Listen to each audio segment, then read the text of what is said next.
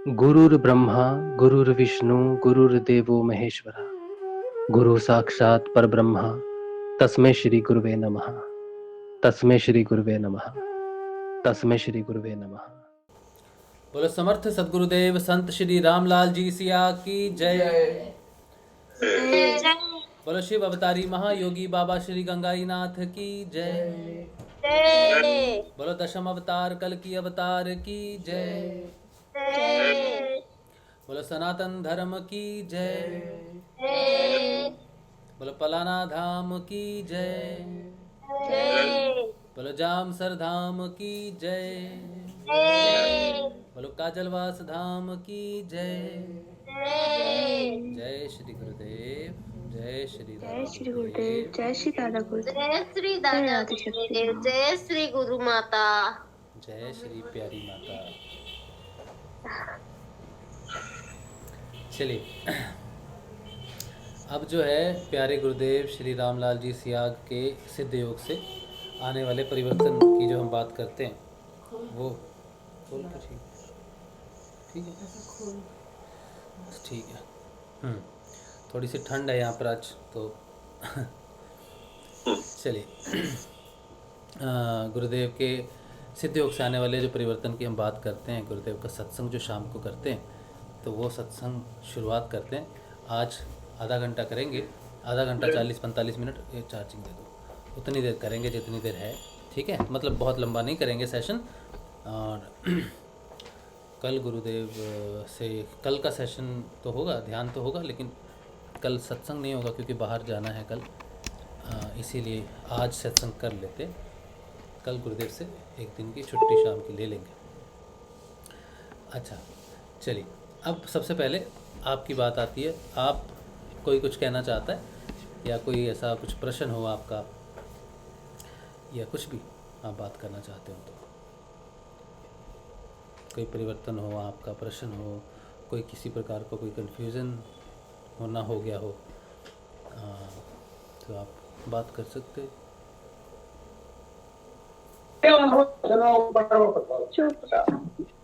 जय श्री गुरुदेव। हाँ जी बेटा, जय श्री गुरुदेव। क्या नाम है आपका, पहले नाम बताओ। आप रंजना विश्वकर्मा। आप कल बोले तो मैं सुनी नहीं। कोई बात नहीं, आज बताओ। आई टेस्ट करवाया है कि नहीं करवाया? नहीं, कल टेस्ट करवाना है। अच्छा, कल करवाना है। हाँ अच्छा ठीक है, जो भी होगा तो बताना, ठीक है। ठीक है। वैसे तो चश्मा लगने वाला है बेटा, तो दूर का अगर धुंधला हो रहा है तो वो चश्मे का ही, अभी भी हो रहा है ना? हाँ अभी भी हो रहा है। हाँ, तो वो चश्मे का ही हो सकता है, ठीक है। तो कोई डरने की बात नहीं, कोई फिक्र की बात नहीं है, ठीक है। सब बच्चों को लग जाता है और उतर भी जाता है। ठीक है। ठीक है ठीक है, चलो। अच्छा, जय गुरुदेव। जय श्री गुरुदेव बेटा, जय श्री गुरुदेव। चलिए, हाँ जी, किसी को कोई बात करनी हो, कुछ कहना हो, बताना हो, कोई अनुभव हो?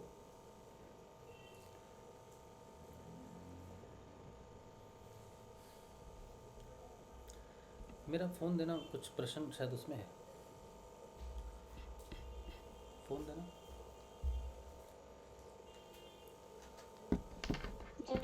भैया जी। हाँ जी, जय श्री गुरुदेव जी। आज तो ठंड हो गई है। ठंड भी हो गई है थोड़ी सी, वो मेरे को थोड़ा दर्द भी है तो थोड़ा बाम लगाया है, इसलिए भी लपेटा है।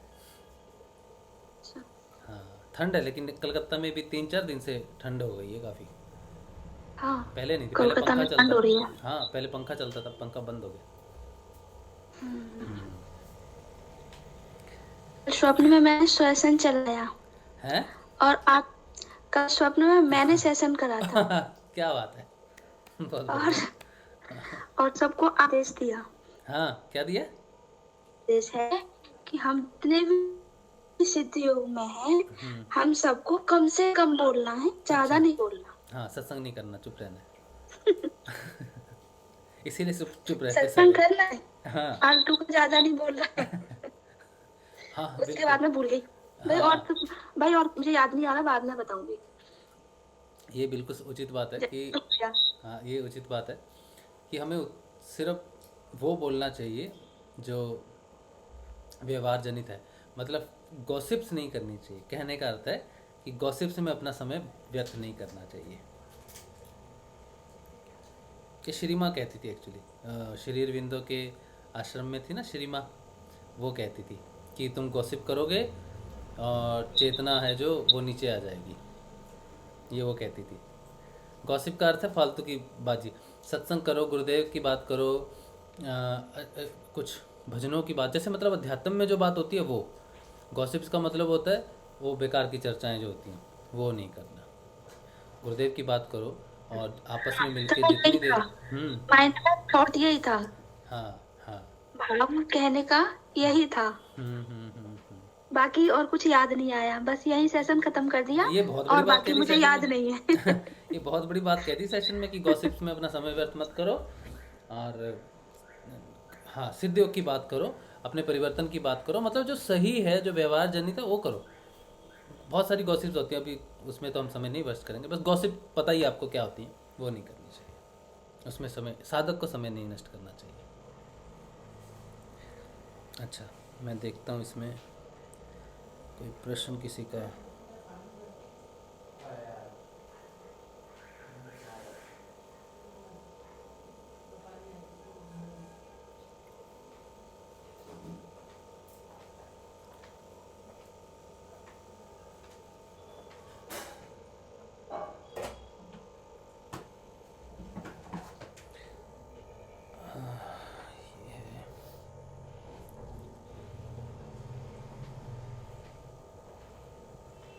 ये राज माधवी जी हैं, इनका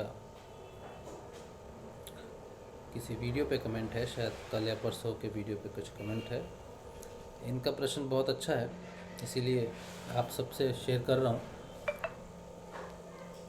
ये कह रहे हैं, क्या ये व्यवहार का बदलाव हमें खुद करना है, उसके बाद हम में बदलाव आना शुरू होता है? और फिर ये लिखते हैं, जब हम साधना शुरू करते हैं तब से हमें क्या खुद का स्वाध्याय करना चाहिए, या फिर वो ऑटोमेटिकली होना शुरू हो जाएगा? और भी इसके बाद इन्होंने कुछ प्रश्न लिखा है, वो पर्सनल है।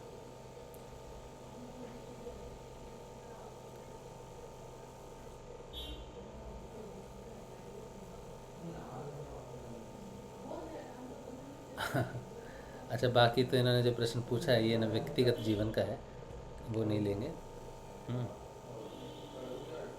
ये तो मेन प्रश्न ये है कि स्वाध्याय, हम कहते हैं ना कि अपने व्यवहार पे ध्यान दो और अपना स्वाध्याय करो, तो इन्होंने पूछा है अपने आप होगा या फिर साधना में होगा? साधना में होगा एक्चुअली। स्वाध्याय करना बहुत डिफ़िकल्ट टास्क है, बहुत डिफ़िकल्ट है।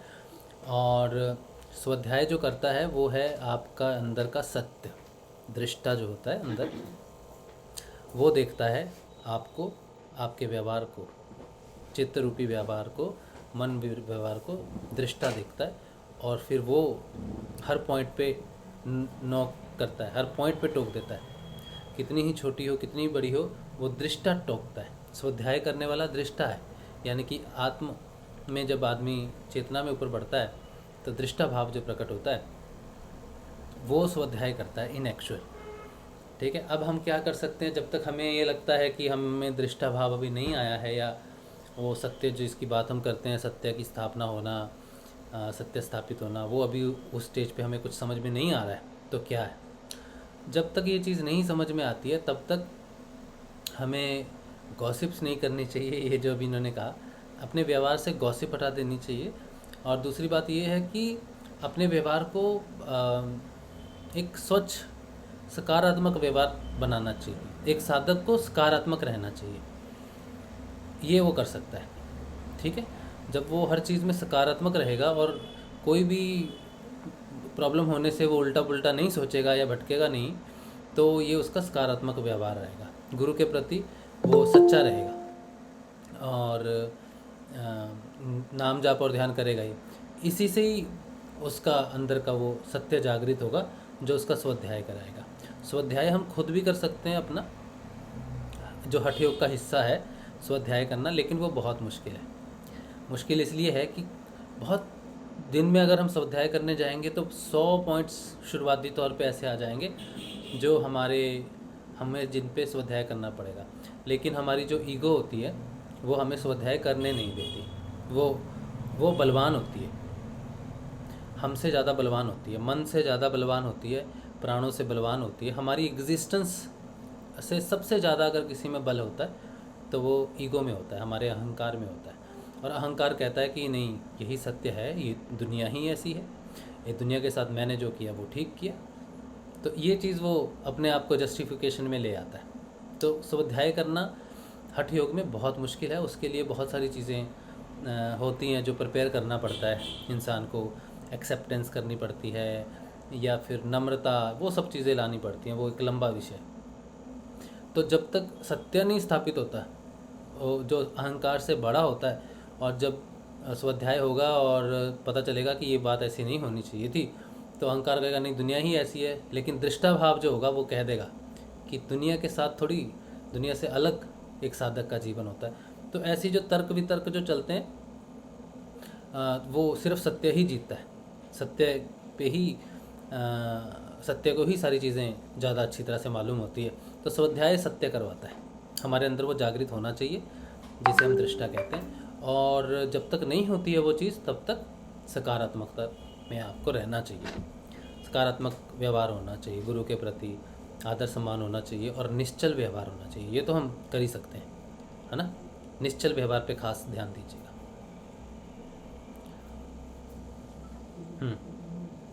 ये एक प्रश्न था। और सिद्ध योग में एक और चीज़ इनका प्रश्न था, वो मैं थोड़ा घुमा के ले लेता हूँ। ये था कि सिद्ध योग में हमें कुछ भी छोड़ना नहीं पड़ता।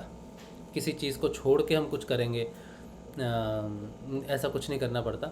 आपको जो चीज़ें पसंद हैं उससे फ़र्क नहीं पड़ता कि मुझे पसंद है कि नहीं पसंद है। फ़र्क पड़ता है कि मेरे लिए उचित है कि नहीं उचित है, मेरी साधना के लिए उचित है कि नहीं उचित है।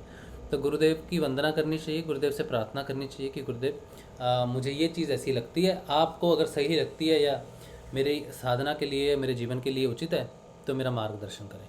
ये प्रार्थना ज़रूर कर लेनी चाहिए। और फिर जैसे गुरुदेव चलाएंगे वो वैसे ही एक्सेप्ट करना चाहिए उस चीज़ को। कोई चीज़ हमें मिलेगी या नहीं मिलेगी हमारी पसंद के अनुसार, साधना में पसंद का कोई ज़्यादा महत्व है नहीं, उचित और अनुचित का है। अब साधक के जीवन में जो भी घटनाएं घटेंगी वो उसके उचित के लिए घटेंगी, तो उसको तैयार रहना चाहिए कि क्या छूटने वाला है क्या नहीं है। शुरुआती तौर पे जनरली तो समझ में नहीं आती है ना चीज़ें। हमें कुछ चीज़ें पसंद है, एक मनुष्य है उसे आइसक्रीम पसंद है, अचानक पता चले डायबिटीज़ है तो उसे तो दुख होगा, है ना। तो लेकिन उसके लिए उचित है कि वो ना खाए, है ना। तो इसी तरह से साधना में हमें नहीं पता कि साधना में क्या उचित है क्या अनुचित है, तो हमें एक्सेप्टेंस में रहना चाहिए। अपनी भलाई, गुरुदेव हमारी भलाई ही करेंगे जिस स्थिति में भी रखेंगे, ये समझना चाहिए इस चीज़ को। तो रोना गिड़गिड़ाना नहीं कि मुझे ये चाहिए गुरुदेव, मैं तपस्या कर रहा हूँ, मुझे ये चाहिए, दिलवा दो, नहीं, ऐसा नहीं करना चाहिए। सिंपल साधारण अपनी आराधना करो और सिर्फ गुरुदेव को कहो कि मेरा मार्गदर्शन करो। सबसे उचित यही कहना है कि मेरा मार्गदर्शन करो, ठीक है।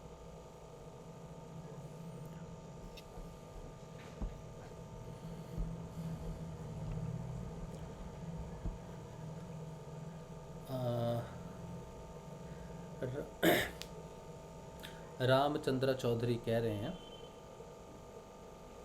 मानसिक जप करने में बहुत दिक्कत आती है, यो समझो हो ही नहीं रहा। गुरुदेव कहते हैं नाम जप ही चाबी है, कृपया इसके बारे में हर रोज़ थोड़ा थोड़ा हमेशा जरूर बताएं। जय श्री गुरुदेव। आप कितने समय से जुड़े हैं चौधरी साहब?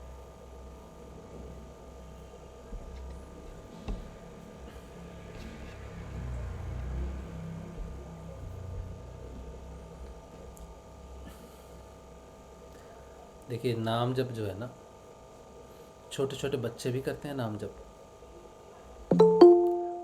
तो नाम जप में अगर हम ये सोचें कि हमें दिक्कत आ रही है, दुविधा आ रही है, इसके अलावा हमारे पास कुछ ऑप्शन है ही नहीं। गुरुदेव ने कहा है कि बुद्धि के बल से आपको सिर्फ एक ही काम करना है, वो है नाम जप। और कुछ नहीं, बाकी कुछ भी बुद्धि के बल से नहीं करना है। नाम जप के लिए कोई भी अल्टरनेटिव नहीं है। हाँ, विधियाँ हो सकती हैं, जैसे कोई कहता है मैं माला पे जप लूँ, या वो एक काउंटर होता है उस पर जप लूँ, तो मैं तो नहीं सही मानता उस चीज़ को। लेकिन अगर कोई हल ही ना बचे, अगर कोई भी विधि चले ही ना, तो कोई भी विधि हो तो उस पर कर लेना चाहिए, क्योंकि नाम जप तो करना ही है। आप चलते चलते अपनी एक्टिविटीज़ में करो, रोज़ आप कुछ तो कार्य करते होंगे ना, दिन में कोई तो रूटीन होगी ना, एक खाना खाना रोज़। आप इतना ही मान लो कि जब तक मैंने खाना खाना है तब तक मैंने नाम जपना है, ये एक रूटीन में हो गया। आप 5 दिन करोगे ना ऐसा, छठे दिन खाना आते ही आपको याद आ जाएगा नाम जपना है। इस तरह से अपने जीवन की कोई 3, 4 या 5 एक्टिविटीज़ आप पकड़ लो कि ये एक्टिविटी जब मैंने करनी है तब मैंने नाम जप करना है, बस इसी से ही हो जाएगा आपका वो रिदम, इसी में ही आ जाएगी। मैंने तो एक ही पकड़ी थी कि जब मैं चलूँगा तब मैं नाम जपूँगा, और अभी भी वो अभी भी है, अभी भी मैं चलता हूँ तो नाम जप अपने आप आ जाता है। ए जपा जाप जिसे कहते हैं, मैं नहीं याद करता नाम जपने के लिए। जैसे ही मैं थोड़ी वॉकिंग करूँगा घर के अंदर ही, थोड़ी वॉकिंग करूँगा, 1-2 चक्कर लगेंगे नहीं और वो शुरू हो जाता है। मानसिक जप ही तो है रामचंद्र भाई, मानसिक जप की ही बात कर रहा हूँ। कोई प्रॉब्लम नहीं आती मानसिक जप में, मानसिक जप में कोई प्रॉब्लम नहीं आती अगर हम एक्टिविटी में डालते हैं तो। बैठ के जाप नहीं होता। हम अगर सोचेंगे कि हम बैठ के जाप करें, बैठ जाएं और बैठ के जाप करें, तो होगा नहीं, इम्पॉसिबल है। बैठ के नहीं होता कभी जाप। ये मेरा भी अनुभव है और भी साधकों का अनुभव है कि बैठ के नहीं होता। किसी काम में अगर लग जाएं और शुरू कर दें, और वो मैकेनिकल, मतलब ऐसा वर्क होना चाहिए जो मैकेनिकल अपने आप चलता रहे, ठीक है, उसमें आप कोशिश करो जाप करने की। और करना तो हमें ऑब्वियसली मानसिक जाप ही। आप कब से जुड़े हो रामचंद्र भाई? माइक अपना खोल लो। आप अपना माइक ओपन करके बताओ।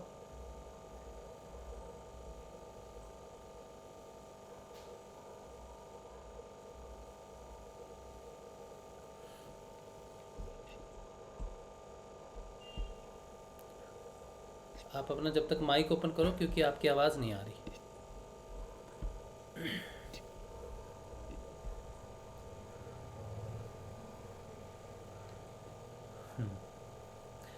उदय सिंह जी कह रहे हैं भाई जी कुछ नाद पर चर्चा कर लीजिए। नाद पे तो बहुत चर्चा हमने की है। कोई समस्या है क्या नाद पे? बहुत चर्चा की हमने नाद पे तो।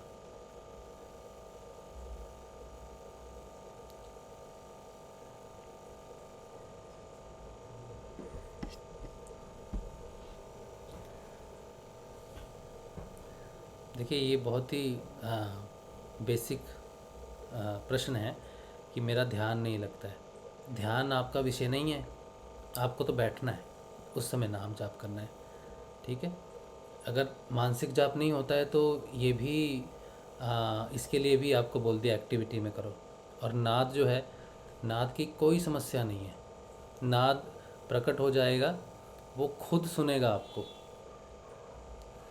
आपको बस उस पर कॉन्सेंट्रेशन करनी है, कॉन्सेंट्रेट करना है। रात को कीजिए, सोते समय कीजिए, कॉन्सेंट्रेट कीजिए उस पर, बस इतना ही है। और कुछ इससे ज़्यादा इन्फॉर्मेशन बस ज्ञान के लिए है,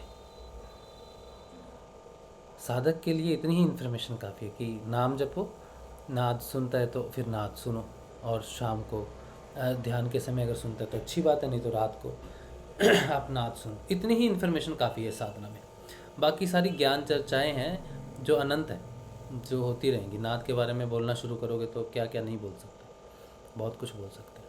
तो वो तो साधना पे सिर्फ ज्ञान, जिनको ज्ञान की बात जानना है जिनको, ठीक है, उसके लिए है। लेकिन एक आम साधक के लिए, हमारे जैसे जो ग्राउंड लेवल पे जो हैं, उनके लिए जो अध्यात्म से अभी इस तरफ हैं, उनके लिए इतना ही काफ़ी है, ठीक है। और बाकी विशेष में जाएंगे तो फिर कंफ्यूज हो जाएंगे।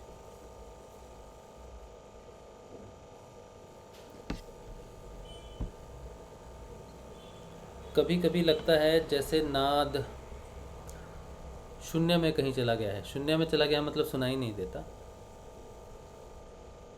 तो मंत्र और जपना चाहिए, अच्छे से जपना चाहिए। एक बार जो शुरू हो बंद ना हो, अच्छे से मंत्र जपना चाहिए। अभी एक समस्या है कि कुछ हैं ऐसे गुरु भाई गुरु बहनें जिनका नाद चलते चलते बंद हो गया। सुनते थे, अब बंद हो गया, सुनाई नहीं दे रहा अभी नाद। मुझे लगता नहीं कि वो समस्या है, क्योंकि हमारी साधना गुरुदेव ही चलाते हैं। तो किस समय वो नाम जाप चाहते हैं हम कि नाम जाप करें, और किस समय चाहते हैं कि हम नाद पे ध्यान करें, वो उनके अनुसार होना चाहिए। लेकिन फिर भी हम थोड़ी सी नाद के बारे में थोड़ा समय चाहिए। तो ये वाली जो पर्टिकुलर जो प्रश्न है कि नाद बंद हो गया, इसके बारे में थोड़ा मुझे समय दे दो आप, है ना, क्योंकि अभी मैं कुछ और खोज कर रहा हूँ। उस विषय को छोड़ना ठीक नहीं। हाँ, बस जल्दी मैं पकड़ूंगा उस विषय को, नाद के विषय को। गुरुदेव की कृपा से अगर कहीं भी कोई लिटरेचर मिलता है जिसमें हमें ये पता चलता है कि नाद के बारे में कहीं कुछ लिखा हो, है ना, फिर वो मैं आपके साथ शेयर कर दूंगा, ठीक है। लेकिन अभी मैं पढ़ नहीं रहा, अभी मैं खोज नहीं रहा नाद के बारे में। जितना मुझे पता था, मेरे अपने अनुभव का जितना मुझे पता था उतना मैं बोल चुका हूँ। इससे ज़्यादा अनुभव मुझे नहीं हुआ है। लेकिन नाद बंद हो जाने वाला जो प्रश्न है, ये मेरी भी समझ से बाहर है। तो इसके लिए तो हमें कुछ लिटरेचर पढ़ना पड़ेगा। नाद के विषय में कहीं कुछ मिल जाए लिखा हुआ, नाद पे एक बुक भी है शायद, ठीक है, तो वो देखते हैं, और बेहतर कुछ बुक मिल जाए उसको पढ़ना पड़ेगा, तब हमें अपने नाद के बारे में प्रश्न उत्तरों के जवाब मिलेंगे। तो उसके लिए तो पढ़ना पड़ेगा ना, तो इसके लिए समय लगेगा थोड़ा सा। अभी मैंने शुरू नहीं किया पढ़ना नाद के बारे में। जपा जो महसूस गुरुदेव करवाते हैं, वो तो आप जब नहीं याद करते कि मुझे नाम जपना है, अचानक से जब वो शुरू हो जाता है अपने आप, तो वो महसूस होता है जपा जाप। लेकिन जपा जाप सुनाई नहीं देता है, महसूस तो हो सकता है। कुछ लोग कहते हैं सुनाई देगा कि नहीं दे। जपा जाप का अर्थ है कि मंत्र सुनाई देगा अंदर से, नाभि से। वो जपा जाप नहीं होता, वो ऐसा नहीं होता। जपा जाप तो है कि आपने जपने के बारे में सोचा नहीं, याद नहीं किया, और सडनली रियलाइज़ किया कि मैं मंत्र जप रहा हूँ। ये जपा जाप है। कभी कैसी जगह पे हो, अचानक डर गए, तो मंत्र शुरू हो जाएगा। ये जपा जाप के कारण होता है। कुछ लोग डर जाएंगे तो क्या करेंगे, हनुमान चालीसा पढ़ेंगे, या फिर कोई और मंत्र जपेंगे, या फिर कुछ भी करेंगे, लेकिन उनको मंत्र की याद नहीं आएगी, उनको जपा जाप नहीं लगा। लेकिन जिसे जपा जाप लग गया, वो डर जाएगा किसी भी प्रकार से। कुछ भी प्रॉब्लम उसको होगी, कैसी भी प्रॉब्लम होगी, उसको सबसे पहले मंत्र ही याद आएगा, मंत्र ही चलेगा उसके अंदर, स्टार्ट हो जाएगा।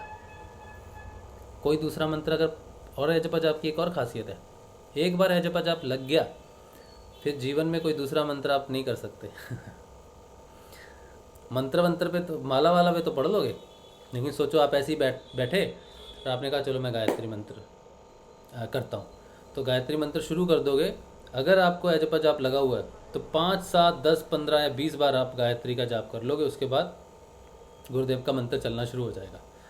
इससे भी आपको पता चल जाएगा। जैसे ही साइकोलॉजिकली छोड़ोगे ना, क्योंकि हम जब मंत्र जपते हैं, ध्यान करते हैं, तो हमारा ध्यान कहीं दूसरी जगह निकल जाता है। तो जब तक आप गायत्री मंत्र ध्यान से जपते रहोगे कि मैं जप रहा हूँ, तब तक जप लोगे। जैसे ही ध्यान किसी विषय में चला गया, या कोई वैसी कोई सोच आ गई, उस सोच के बाद वापस जब आओगे ध्यान करने, तो आपको वापस लाने वाला जपा जाप होगा, गुरुदेव का मंत्र होगा, गायत्री मंत्र नहीं होगा। गुरुदेव का मंत्र आपको याद दिलाएगा कि फिर आप सोचोगे अरे मैं तो वो मंत्र जप रहा था, ये कैसे चलने लग गया। ये भी जपा जाप की निशानी है। जिनको नहीं पता कि मुझे जपा जाप लगा है कि नहीं लगा है, तो वो कोई और मंत्र जपना है। थोड़ी देर के लिए, लेकिन सिर्फ टेस्ट करने के लिए कर सकते हैं ऐसा। तो देखो, जब विचार आ जाएंगे, ठीक है, तो इसको फ्रीली करना, टेस्ट करने के लिए, सिर्फ फ्रीली करना थोड़ी देर के लिए। और जब तक विचार नहीं आते, एक बार विचार आया, 2 बार आया, 3 बार आया, कोई ऐसा मंत्र पकड़ना जो थोड़ा सा 3-4 एक लाइन का हो एटलीस्ट। और जैसे ही पलटेगा, जैसे ही ध्यान पलटेगा आपका, वापस लाने वाला वही मंत्र होगा जिसकी आपको लगन लगी हुई है, जिसकी आपको रट लगी है। जिस रट का मतलब है जपा जाप, तो जिसकी रट लगी है ना, वही आपको ख्यालों से बाहर रखने की ताकत रखता है। ठीक है, तो ये एक बार कभी किसी ने टेस्ट करना हो तो कर लेना। मेरे साथ ऐसा हो चुका है, इसीलिए मैं आपको बता रहा हूँ।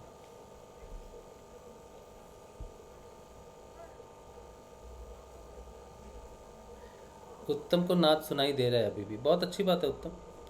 एक बार नाद चालू हुआ तो सबको सुनना ही चाहिए, लेकिन कई बार कईयों का बंद हो जाता है, समस्या वहाँ पर पैदा हो रही है। लेकिन जिनको कंटिन्यूसली सुनाई दे रहा है वो तो अच्छी बात है, बहुत बढ़िया, बहुत अच्छी बात है। सुनते रहो उसको, ध्यान करो उसको।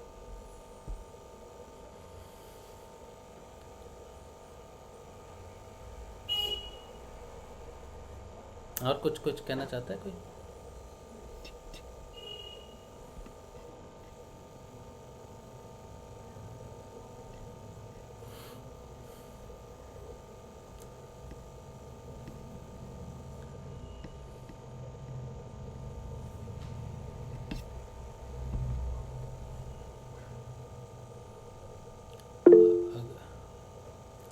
अच्छा, ये क्या कह रहे हैं? उत्तम कुमार कह रहे हैं, मैंने भी जब गुरुदेव का मंत्र छोड़कर राम नाम का जाप करता था तो अपने आप गुरुदेव का मंत्र जपा जाने लगता था। हाँ, यही बात मैं कह रहा हूँ। तो उत्तम ने भी इस चीज़ का एक्सपीरियंस किया है जिसकी मैं बात कर रहा हूँ। इसे अजपा जाप कहते हैं, तो उत्तम को भी अजपा जाप लगा हुआ है। तो उत्तम ने भी बीच में साधना छोड़ दी थी, वापस लाने वाला अजपा जाप ही होता है। अगर कोई साधक बीच में साधना छोड़ दे, उसे अजपा जाप लगा हो ना, तो वो अजपा जाप वापस लेके आ जाता है उसको, वो कहीं और दूसरी कोई साधना कर ही नहीं पाता। ये खासियत है अजपा जाप की। नाम रट लागी, अब कैसे छूटे नाम रट लागी, ये इसीलिए गुरुदेव रहदास जी की एग्जाम्पल देते थे। ये तो और तो मैं कुछ कर ही नहीं पा रहा, ये नाम ही चल रहा है, तो कुछ और कर नहीं पाते फिर। ये अजपा जाप है। लेकिन जब आपको पता चल जाएगा अजपा जाप है और आप सिर्फ फिर उसी मंत्र से उसी साधना में आगे बढ़ोगे, तब फिर ऐसी अनुभूतियाँ नहीं होती आपको। ये तब होती है जब आदमी भटकता है, तब अजपा जाप ज़्यादा महसूस होता है। बहुत कमाल की चीज़ है। जय श्री गुरुदेव सभी गुरु भाई बहनों को। उत्तम जी, ये मैं तो मतलब गुरुदेव का साधना ही छोड़ दिया था, पर गुरुदेव पकड़े हुए थे तो फिर गुरुदेव उसी साधना में लेते हैं। हम जब राम नाम का जाप करने के लिए बैठे तो गुरुदेव का मंत्र पता नहीं कब जब अपने से तो फिर पता लगा गुरुदेव मुझे बुला रहे हैं, तो फिर साधना में लौट कर चले आए। बहुत बढ़िया, यही बात हम कर रहे हैं कि जिसको अगर पता करना हो ना, वो कोई मंत्र जप ले, और जैसे ही ध्यान भटकेगा तो पता चलेगा कि गुरुदेव का मंत्र चल रहा है। थोड़ी देर उसके बाद तो फिर गुरुदेव ने बहुत सारे फिर मतलब कि नाद सुनाई देने लगा। फिर तो अब तो अच्छा लगता है, ध्यान भी लगता है, सब कुछ होता है। हाँ, अब तो प्रश्न भी नहीं आते मन में। हाँ, बहुत अच्छी बात है, बहुत अच्छी बात। जी, जय श्री गुरुदेव। जय श्री गुरुदेव। किसको हो रहा है कान दर्द? जय श्री गुरुदेव। हाँ, मीना शिंदे जी, जय श्री गुरुदेव। कैसे हैं आप? बढ़िया, तबीयत अच्छी? हाँ, अच्छी तबीयत अच्छी। अब क्या कहना पड़ेगा, अच्छी है, लेकिन चल रहा है, अब मशीनरियों पे काम तो चल रहा है, पर ठीक है, बढ़िया। अच्छी बात है। अच्छा, मैं एक बात आपसे बोलना चाह रही थी कि मेरे घर में मैं कोशिश करते रहती हूँ सबको जोड़ने के लिए कि इसमें योग में आ जाए सब। अच्छा। तो मेरे देवर को भी मैंने कोशिश की, वो मेरे साथ ही रहते हैं। हाँ। तो जब बोलते हैं ना, कुछ लोग इतने ज्यादा किस्मत वाले होते हैं और कुछ मेरे जैसे बोलते हैं ना कि बदनसीब भी होते हैं। क्यों? अब वो ना मानता है, ना जानता है, ना कुछ जानना चाहता है, ऐसी बात है। तो भी मैंने उसको जबरदस्ती बोला कि तू ध्यान कर, और मैंने धर्मेंद्र शर्मा जी से बात करती थी तब मैं, ये करीब 8 महीने पहले की बात थी। तो उन्होंने बोला कि मैं करवाऊंगा उनको, मैं उनको ध्यान करवाऊंगा। तो उन्होंने वीडियो कॉल करके उसको करवाया, तो वो बेड पे बैठ के कर रहा था और ठीक से उसको मिडल में बिठाया था, अच्छा हुआ। तो वो पूरा हो गया उल्टा, पूरा गिर गया, पीछे की साइड में गिर गया, उसको पता ही नहीं। बेड वो से गिर नीचे गया गिर, पूरा बेड से नीचे ध्यान, गिर गया। हाँ ध्यान करते वक्त अच्छा। पीछे की साइड गिर गया है। ओ। और जब ध्यान पूरा हुआ 15 मिनट के बाद उसको वो डर गया कि ये मेरे साथ क्या हुआ ऐसा। हम्म। तो धर्मेंद्र जी ने भी उसको बात समझाया, मैंने भी समझाया कि इसमें डरने वाली कोई बात नहीं होती है, ये ऐसा हो जाता है। बहुत अच्छी बात है कि पहली बार में ध्यान लग गया, वो बहुत बड़ी बात है। या मुझे तो 6 महीने लग गए थे ध्यान लगने में। तो ये हुआ। उसके बाद वो डर तो गया, मैंने भी बहुत समझाया, लेकिन कुछ वो मानने को तैयार नहीं था, उसने छोड़ दिया। मैं समझाते रहती थी तो बोलता था हाँ हाँ करता हूँ, लेकिन वो ध्यान करने नहीं बैठता था डर के मारे। फिर बाद में क्या हुआ कि मैंने बहुत समझाया, तो मेरे साथ अभी पलाना धाम भी आया था वो, हम लोग काजलवास भी गए, तो उसको अच्छा लगा, वहाँ का माहौल अच्छा लगा। फिर उसके बाद यहाँ घर आने के बाद मैंने उसको फिर से बोला कि तू करा कर, तो उसने किया, ध्यान करने के लिए बैठा, और बिलीव में क्या हुआ पता है कि उसको अपनी मौत दिख गई। अच्छा। खुद की मौत दिख गई। फिर से उसने बोला कि अब तो मैं कभी भी नहीं करूंगा। हाँ। अब मैं ध्यान कभी नहीं करूंगा, बोले मैं डर गया हूँ, बोले। मैं बोले हम तो देखना चाहते हैं कि भाई अब तो मुझे मौत से भी डरने लगता है कि मुझे ऐसी लालसा है कि गुरुजी लेने आएंगे, अगर जब भी मैं मरी तो मुझे पता है गुरुजी लेने आएंगे, तो अब डर नहीं लगता है उस बात से। पर वो डर गया एकदम कि बोले बाप रे मुझे मौत दिख गई, मुझे नहीं देखना, अब मुझे करना ही नहीं है बोले। तो अब मैं उसको कैसे समझाऊं, मेरी समझ में नहीं आ रहा है। आपने उसको नहीं समझाना है। ये बात एक अच्छा। बार गुरुदेव ने कही थी स्पष्ट रूप से हाँ। कि जो भी लोग मुझसे जुड़ते हैं वो उस ईश्वर की इच्छा से जुड़ते हैं। कुछ सही लोग है। मेरे बारे में जान लेते हैं, दीक्षा भी ले लेते हैं, लेकिन किसी कारणवश, किसी भय के चलते, किसी डर के चलते भी मुझे छोड़ देते हैं। ये सिर्फ और सिर्फ वो ईश्वर ही तय करता है जिसको मुझसे जुड़ना है। जिसको मैं अगर कर्म प्रारब्ध वश उसे मेरे बारे में पता भी चल जाए तो वो डर के मुझे छोड़ देगा। ये ईश्वर करता है। तो आप ये समझ लो कि वो अभी उनका जुड़ने का समय नहीं है। और इसकी और एक बहुत महत्वपूर्ण बात है कि योग एक ऐसा परिवर्तन है जीवन के अंदर जो कई जन्मों के बाद आता है। लेकिन अगर उसका सही समय अभी नहीं है योग में आने के लिए, अगर आप उसे योग में ले आई, जोर ज़बरदस्ती करके बिठाया, कुछ भी करके सौगंध दे दी, कसम दे दी, बेचारा फंस गया और वो बैठ गया, तो उसका नुकसान होगा बहुत। पर अगर ऐसा है तो उसको ध्यान इतने कुछ सेकंड्स में लग जाता है। वो तो उसको आज लगा है तो आज से कई वर्षों बाद उसे वो ललक खींचेगी। ठीक है, वो उसे खींचेगी। वो गुरुदेव ने आज एक्सपीरियंस दे दिया उसको, या बता दिया अपने बारे में, इन्फॉर्मेशन उसके पास है कि कभी जब उसको पता चलेगा, कहीं गया और सत्संग के बारे में पता चला, अध्यात्म के बारे में जिस दिन उसको पता चला, ठीक है, उस दिन उसको समझ में आएगा ये तो ऐसे ऐसे चीज़ है। वो जिस दिन उसको उसकी विंडो खुलनी है उस दिन खुल जाएगी। लेकिन जब तक उसकी विंडो नहीं खुलनी है, आप उसे ज़बरदस्ती जोड़ोगे तो वो उसके लिए थोड़ी सी मुश्किल हो जाएगी। सही है। छोड़ दो उसको, और कोई चिंता का विषय नहीं है। ईश्वर की इच्छा के विरुद्ध हम कोई कार्य नहीं कर सकते। आपने अपना फर्ज निभा दिया। बिल्कुल बिल्कुल। ठीक जय है, श्री गुरुदेव। हम भी तो अपने परिवार को नहीं समझा पाते हैं।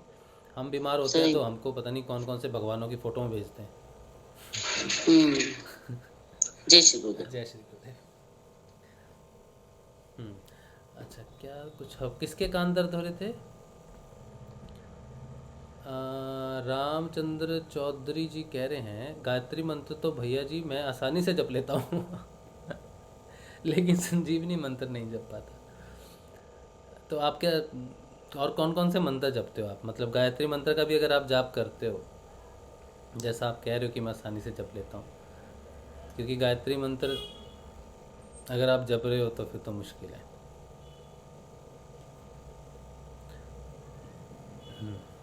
आप बताओ एक बार अपना फ़ोन लाइन, ये अपनी माइक अपना ऑन करके आप अगर कुछ बताओगे तब कुछ समझ पाएंगे। अगर आप एक एक प्रश्न लिखोगे तो समझ में नहीं आएगी मुसीबत क्या है। कान में दर्द हो रहा है, पूरे शरीर में दर्द हो रहा है, सब गुरुदेव जी का है हाँ बस छोड़ दो। अगर इतना यकीन है कि सब गुरुदेव का है तो छोड़ दो, कहाँ दर्द हो रहा है। ठीक है, और वैसे भी आप बच्चे हो, अगर आपके शरीर में दर्द हो रहा है तो फिर कुंडलिनी का ही हो रहा होगा। अगर हमारे जैसे बुढ़ों को दर्द हो तो हम समझेंगे भैया चलो ये नस खिंच गई, वो हो गया, ये हो गया। है ना, हमें स्पॉन्डिलाइटिस हो गया, पीठ में दर्द हो गया, पेट में ये हो गया, वो हो गया, तो हमें जो प्रॉब्लम होगी तो हम चिंता कर भी सकते हैं कि पता नहीं किस लिए हो रहा है। लेकिन बच्चे तो छोटे छोटे हैं, उनको तो ऐसी प्रॉब्लम है नहीं, फ्लेक्सिबिलिटी अच्छी है शरीर में, और अभी डेवलप हो रहा है शरीर, तो कोई बात नहीं। अगर दर्द हो रहा है तो फिर गुरुदेव जी का ही है, फिर तो बिल्कुल भी चिंता नहीं करनी। और एक चीज़ और है जो कहा जाता है ना, अध्यात्म आसान नहीं है। अध्यात्म बिल्कुल भी आसान नहीं है।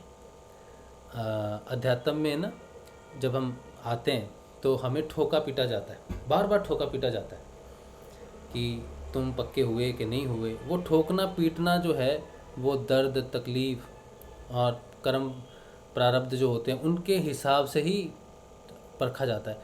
बहुत ख़राब से ख़राब समय साधक के जीवन में आता है, लेकिन अगर वो साधना कर रहा है तो जीवन में ख़राब समय भी आया है तो वो ठोक पीटने वाला समय है। उस समय तो अड़ जाना चाहिए कि मेरा गुरुदेव के अलावा कोई है नहीं, हो नहीं सकता, अड़ जाना चाहिए बुरे वक्त में। तो वो समझ लो वो परीक्षा ही है अगर साधक है तो और जब ऐसी बात होती है तो फिर वो ब्लैंक हो जाता है, सारी गुरुदेव की वाणी गायब हो जाएगी, सब लुप्त हो जाएगा, कुछ भी नहीं याद आएगा कि गुरुदेव ने क्या कहा क्या नहीं कहा। और जैसे ही उस समय प्रार्थना की कि गुरुदेव मैं क्या करूं, मुझे कहाँ फंसा रहे हो, या क्या मुझे बता रहे हो, क्या मुझे समझा रहे हो, क्या करना चाहता हूँ मैं जीवन में, किधर जाऊँ किधर ना जाऊँ, सब सही लग रहा है, तो फिर प्रार्थना करने से या फिर गुरुदेव को याद करने से वापस अपने आप मार्गदर्शन हो जाता है। आपको क्या करना है आपको पता चल जाता है। लेकिन जीवन में आते हैं बहुत सारे ऐसे बदलाव आते हैं जीवन में, तो बदलाव का अर्थ है कि आपको दोनों रास्ते सही हैं, आप इस पे भी चलोगे और उस पे भी चलोगे तो दोनों रास्ते सही हैं, लेकिन आपको चुनना पड़ेगा, एक पे ही चलना है आपको, दो पे रास्ते पे नहीं चल सकते। ये उस समय चुनाव करना होगा। और अगर अध्यात्म में है तो फिर गुरु का ही चुनाव हो तो बेहतर है।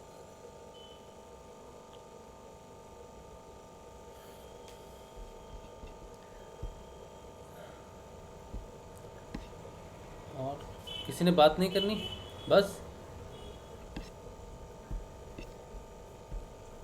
अच्छा इधर आ गया है कुछ प्रश्न।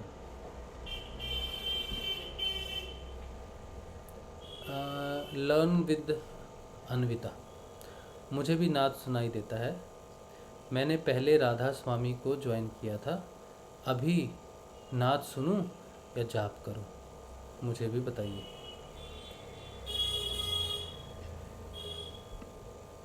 अच्छा, तो अभी आप क्या कर सकते हो, देखो नाद सुनो जब शांति का माहौल है, और अगर नाद सुन सकते हो, नाद को सुनने का अर्थ है क्या है ये भी समझ लो आप। नाद सुनना और उसे अनुसंधान करना दो अलग चीज़ें, ठीक है।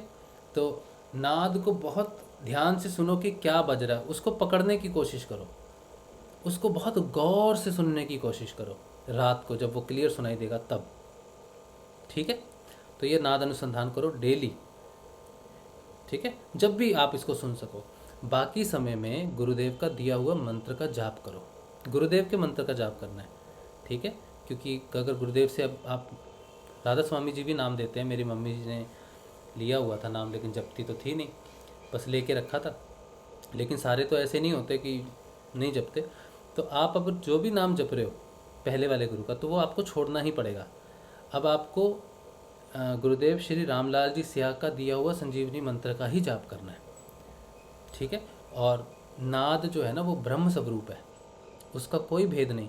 अगर मैंने राधा स्वामी जी का नाम जपा और मुझे नाद सुनाई देता है, या मैंने संजीवनी मंत्र जपा उससे मुझे नाद सुनाई देता है, तो नाद दो प्रकार के या भेद नहीं होता कि इस मंत्र से ये नाद आया है या दूसरे मंत्र से वो नाद आया है। और नाद परब्रह्म है और वो एक ही है, एकत्व है, एक ओमकार कहते हैं ना, तो वो एक ही है। तो इसमें भेद आपने नहीं करना कि मुझे इस मंत्र से लगा या नहीं लगा। इस समय जो आपको करना चाहिए वो नाद का अनुसंधान करना चाहिए रात को सोने से पहले, ज़्यादातर वो अच्छा है। बाकी अगर ध्यान में भी नाद सुन सकते हो तो बहुत अच्छी बात है, लेकिन बाकी समय में जब नाद नहीं सुन सकते तब आप मंत्र का जाप करो, ठीक है, गुरुदेव के मंत्र का जाप करो। अच्छा, और ज़्यादा से ज़्यादा नाद सुनो। अगर कोई व्यक्ति सिर्फ नाद ही सुने और वो मंत्र जाप नहीं कर पाए तो उसमें भी कोई दिक्कत नहीं है। नाद ही अनुसंधान करे, रोज़ाना उसका ध्यान करे नाद का, और मंत्र नहीं जप पा रहा है तो कोई दिक्कत नहीं है, ठीक है। लेकिन अगर मंत्र जपना चाहता भी है तो जप सकता है। बहुत लोगों को कन्फ्यूज़न हो जाती है, क्योंकि पहले बहुत ही स्ट्रांगली मैं ये कहता था कि गुरुदेव ने भी कहा है कि नाद आ गया तो नाद सुनो, ठीक है, मंत्र जाप नहीं करना है, ये गुरुदेव ने भी अपने वीडियो में बोला है। लेकिन फिर शिष्य बार बार एक ही चीज़ पूछते हैं कि गुरुदेव जब मुझे नाद नहीं सुनाई देता तो मैं क्या करूं? तो गुरुदेव ने कहा तो फिर मंत्र जपो, ये गुरुदेव ने कहा, ठीक है, कि नाद नहीं सुनाई दे रहा तो मंत्र जपो। तो जिसको नाद सुनाई देता है, जो नाद साधना बहुत अच्छे से कर रहा है, रोज रात को ध्यान देता ही देता है। कौन लॉगिन कर रहा है? हाँ, रोज नाद साधना करता है, शाम को कर लिया, सुबह सुन लिया, दोपहर को सुन लिया, ध्यान में सुन लिया, तो कोई बात नहीं, उसको मंत्र उतना डिस्टर्बिंग उसको नहीं होना चाहिए कि मैंने मंत्र नहीं जपा। लेकिन जो सिर्फ ये सोचते हैं कि मैं अभी तो कुछ नहीं कर रहा तो क्या करूं, तो उसमें नाम जप लेना चाहिए। गुरुदेव ने ऐसा ही कहा है, ठीक है। नाद नहीं सुनाई दे रहा, मेरी याद आ रही है तो नाम जप लो। कोई कन्फ्यूज़न नहीं है, कुछ नहीं, बस नाद को रेगुलर रखोगे तो नाद अपनी प्रोग्रेस करता रहेगा। नाद की एक अपनी स्पीड है प्रोग्रेशन की। और मंत्र जाप तो सदैव ही रहता है, ए जपा जाप तो सदैव ही रहता है, वो चलता रहता है, वो कभी बंद नहीं होता। अगर आपको नाद सुनाई दे रहा है और आपको लगता है मैंने मंत्र नहीं जपा, तो ए जपा जाप गुरुदेव स्वयं कह रहे हैं। रोजी न्योर आई थी, उनको भी कहा था, उन्होंने कहा था अब Rosie you're sitting in you chant the mantra. उन्होंने कहा था आपके अंदर रोजी बैठ के जाप, तुम्हारे अंदर जो रोजी है वो जाप करेगी, तुम्हारे अंदर जो व्यक्ति बैठा है, तुम जो हो वो तुम्हारे अंदर भी बैठा है, वो जाप करेगा तुम्हारे लिए। इसे ही है जपा जाप कहते हैं। इसलिए बेकार का टेंशन नहीं लेना चाहिए, है ना। बस साधक को ये पता होना चाहिए, मैंने जो नाद साधना की, मैंने मंत्र बिल्कुल छोड़ दिया, पूर्ण रूप से नाद साधना की, क्योंकि मुझे ये पूरा 100% कन्फर्म था कि मेरे अंदर ए जपा जाप चल रहा है, और मैं अगर मंत्र नहीं भी जपूंगा तो भी ए जपा जाप तो चल ही रहा है। ये मुझे 100,00,000% कन्फर्म था। इसलिए मैंने चिंता नहीं की कि मैं मंत्र नहीं जप रहा तो कोई अनर्थ हो जाएगा। इसीलिए मैंने सिर्फ नाद साधना की, सिर्फ नाद सुना। सुबह टाइम मिला, शाम को टाइम मिला, दोपहर को टाइम मिला, ध्यान में टाइम मिला, रात को तो सुनता ही सुनता था।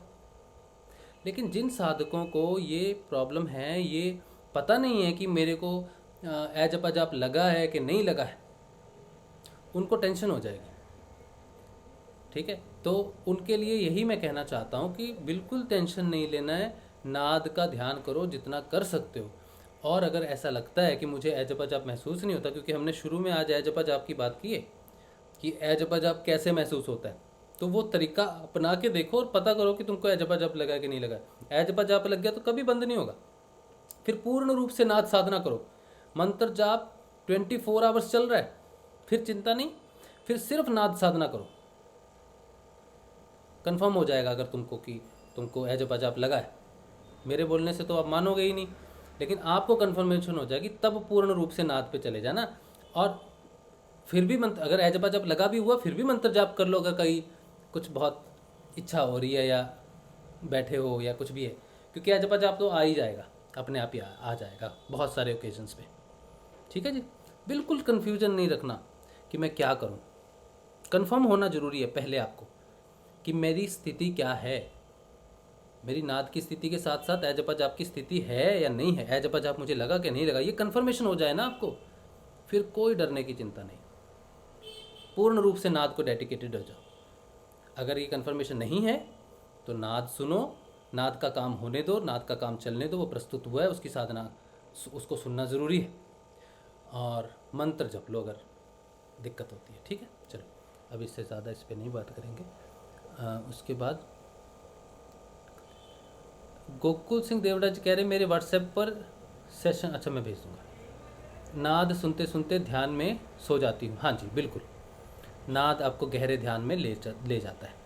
नाद का अनुसंधान करना एक तरह से ध्यान ही होता है, ध्यान में ले जाता है गहरा। एवरीथिंग कह रहे हैं उनको जपने में नहीं प्रोनाउंसिएशन में प्रॉब्लम हो रहा है, शायद ये चौधरी साहब जी की बात कर रहे हैं, रामचंद्र जी की। जब हम मंत्र जपते हैं ना, तो ऐसा कोई साधक नहीं जिसे कभी ना कभी ये दिक्कत ना आई हो। एक शब्द निकलता है आगे वाला, पहला, दूसरा निकलता ही नहीं।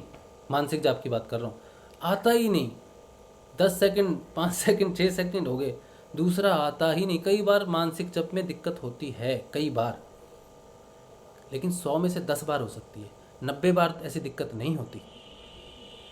ठीक है, 90 बार ठीक आ जाता है। कभी कभी बहुत मुश्किल हो जाती है मानसिक जप में, ये मैं भी मानता हूँ। लेकिन अगर कोई साधक है जो बहुत समय से जुड़ा हो और वो कहे कि मेरे मानसिक जप हो नहीं पा रहा है, तो उस दिक्कत का समाधान आप कैसे करोगे? यही कह सकते हो कि आप एक्टिविटीज़ में डालो या फिर ऐसे जाप करने की कोशिश करो।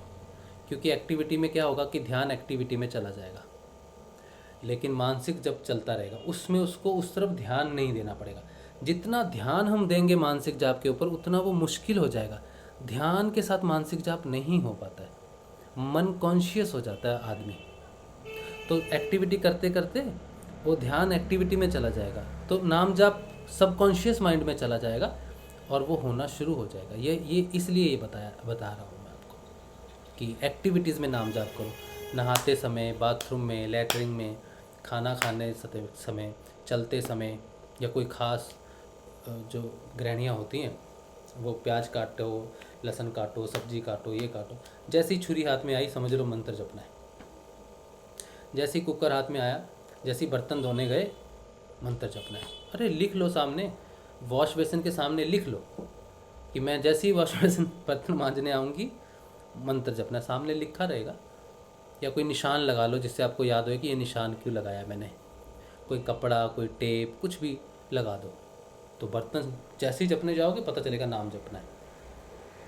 ऐसे छोटे छोटे ट्रिक्स लगा के याद रखना जरूरी है हमें, जल्दी लग शुरुआत जाता में है। ना भैया जी, हाँ जी, जय श्री गुरुदेव भैया जी, हाँ जी, जय श्री। शुरुआत में पहले अपने माइंड में इस चीज को डालो। जैसे ही तुम बर्तन धोने जा रहे हो या गुरु भाई हैं कुछ काम करने जा रहे हैं, ये पहले ही सोच लो कि जब तक मैं ये काम करूंगा मुझे मंत्र जप करना है। हाँ और फिर उस काम को करो आप। हाँ हाँ, बिल्कुल सही। आपको मुश्किल से 3 दिन लगेंगे भाई, हाँ, मुश्किल से। सही बात है, सही बात है। बहुत जल्दी लग जाता है जब बहुत जल्दी से होता है फिर। हाँ, ये मंत्र ही और बड़ा कमाल फिर आपको याद करने की जरूरत नहीं पड़ेगी कि मुझे हाँ। ये काम करना है तब मुझे मंत्र जपना है। आप जैसे ही उस काम के लिए बैठोगे, खुद अपने आप ही मंत्र जप शुरू हो जाएगा। बिल्कुल आपका सही बात, एकदम आ जाएगा आपको कि हाँ मुझे मंत्र जप करना है। बिल्कुल सही कहा। 2-4 दिन आपको करना पड़ेगा कि मुझे ये काम करना है, इस समय मुझे जाप करना है। बिल्कुल सही। अच्छा चलिए, आगे है प्रश्न है, पुराने लिंक से ज्वाइन नहीं हो रहा है। पुराना लिंक तो यही लिंक है गुरु भाई, फिर से भेज दूंगा मैं आपको। निशित शर्मा कह रहे हैं, भैया जिनसे नाम जप नहीं होता वो अपने सामने लिख कर लिख कर चिपका दें, इससे बार बार पढ़ें मानसिक रूप से। अच्छा, इससे ऐसा होगा कि नाम जप भी होता रहेगा और उस कागज़ को देखकर याद भी आता रहेगा। अच्छा, ये एक इन्होंने विधि बताई है निशित शर्मा ने, मुझे भी सही लगता है कि सामने पर्ची पे लिख के रख दिया अपने सामने और उसको मन मन में पढ़ते रहे। ये भी आसान तरीका है भैया, ये भी आसान तरीका है निशित, बहुत अच्छा, बहुत अच्छा। एक ही बार लिख के सामने रख लो। कंप्यूटर पे बैठे हो तो कंप्यूटर पे वो वर्ड में लिख लो और उसके सामने बैठो, या फिर कॉपी में लिख लोगे तो बहुत ही अच्छी बात है। पेन ले लो अपने हाथ में, वो वर्ड पे आओगे। ये तो बहुत अच्छा तरीका है निश्चित, very good, very good, very nice, बहुत अच्छा तरीका, क्या बात है। देखो, जब हम समस्याएं फेस करते हैं ना तो उसके सॉल्यूशंस भी हमें होते हैं, इसीलिए समस्याएं जीवन में आनी जरूरी हैं ताकि समाधान बहुत लोगों को मिल जाए। निश्चित, वेरी नाइस यार, बहुत अच्छा लगा मुझे। बांसुरी बजती है और ढोल बजते हैं हाँ, ये नाद में आपको सुन सकता है। गुरुदेव कहते थे कि अपने कर्म प्रारब्ध के हिसाब से नाद की आवाज़ सुनाई देती है। किसी ने पूछा कि झिंगूर बजता है या ये बजता है, तो गुरुदेव ने वैसे ही कहा, जब नाद सुनाई देता है तो आवाज़ आती है कान से, इस एक से या दोनों से आ सकती है, और आवाज़ जो उसकी होती है वो अलग अलग होती है और अपने कर्म प्रारब्ध के अनुसार सुनाई देती है। ये बात गुरुदेव ने कही थी। ये तो हाई लेवल का नाद है। हाँ, ये लेवल्स तो नाद पे ऐसे नहीं हमें काउंट करने चाहिए, क्योंकि जो चेतना के स्तर होते हैं वो अगर स्टेबल नहीं है, जैसे हम सोचो कि हम ध्यान कर रहे हैं, कई बार इतना अच्छा ध्यान लग जाए कि हम चेतना के कुछ ऊंचे शिखर पे चले जाए, वहाँ हमको अच्छा अनुभव जैसे होने लगता है, तो हमें ये नहीं समझ लेना चाहिए कि वो परमानेंट शिखर है। तो ध्यान के बाद तो हम नॉर्मल हो जाते हैं, वापस आ जाते हैं, ठीक है। तो चेतना जब तक स्थिर नहीं होती और वो चीज़ कॉन्टीन्यूस नहीं होती, तब तक हमें लेवल डिसाइड नहीं करना चाहिए। हालांकि इनकी बात ये सही है कि बांसुरी सुनना ये अच्छा एक अच्छी चेतना का ये है कि किसी की बहुत अच्छी चेतना हो तो उसे बांसुरी सुनाई देगी, बहुत अच्छी बात है। अच्छा, शरीर महसूस नहीं होता ध्यान में, पता नहीं कहाँ चले जाते हैं, बहुत अच्छी बात है। नाद सुनते सुनते मैं ध्यान में सो जाती हूँ, बिल्कुल होता है ऐसा। मुझे नाद सुनता लेकिन बिना मंत्र के संतुष्टि नहीं होती। हाँ, गोकुल सिंह जी कह रहे हैं कि मंत्र से बिना उनको संतुष्टि नहीं होती, नाद सुनाई देता है, तो बिल्कुल बहुत अच्छी बात है। नाद मंत्र जपना चाहिए, कोई रुकावट थोड़ी है उसमें, बिल्कुल जपना चाहिए। नरेश कह रहे हैं नाद सुनते सुनते अचानक चौंक जाते हैं, क्या ऐसा होता है? नाद अगर आप बहुत ध्यान से सुन रहे हो तो वो ध्यान में बैठे हो आप उस समय, और अगर अचानक से कोई बात करे या कुछ भी ऐसा हो और आप एकदम से अलग हो जाओगे तो एक धारा प्रवाह से अलग होने वाली बात है। लेकिन अगर आप नाद सुन रहे हो और आपने कहा अचानक चौंक जाते हैं, तो क्या कैसे चौंकते हैं? कोई किसी बात से चौंकते हैं, किसी चीज़ से चौंकते हैं, या ध्यान नाद को सुनते सुनते अंदर से चौंकते हैं? ये आप थोड़ा स्पष्ट करो। और दूसरी बात है कि चौंकना और ऊर्जा का धक्का लगना, ये दो अलग चीज़ें हैं। नाद सुनते सुनते ऊर्जाओं का धक्का लगता है, ठीक है, वो अलग स्थिति है बिल्कुल। और बाहर से कुछ गड़बड़ हुई या कुछ आवाज़ हुई तो आप एकदम डिस्टर्ब हो गए तो चौंक गए, ये अलग चीज़ है। और जब भी गहरे ध्यान में होते हैं अचानक कुछ होता है तो चौंकते हैं, ये तो क्लियर है। लेकिन आप थोड़ा सा स्पष्ट करो इस चीज़ को।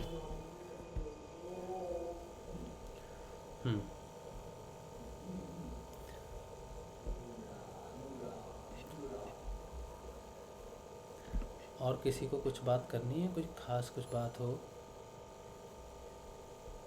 या कुछ ऐसे ही मंत्र जाप और नाद के बारे में आज हमारी बातें चल रही हैं, तो किसी को अगर और कुछ इनपुट देनी हो तो आप दे सकते हैं। आज एक छोटा सा ये लिखा था मैंने, गुरु अर्चना ही समझ लो।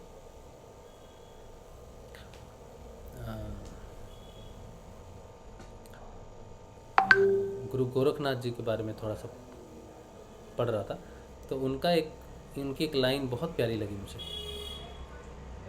उनकी ये लाइन थी कि 100 सूरज उगवे चंदा चढ़े 1000, इतना चांदन होत भी गुरु बिना अंधकार, गुरु बिना अंधार। तो ये बहुत अच्छा लगा मुझे, उनका ये दोहा बहुत अच्छा लगा। तो इसी से प्रेरित होकर मैंने भी 4-5 लाइनें लिखी। 4-5 लाइनें जो मैंने लिखी वो मैं आपको सुनाता हूँ।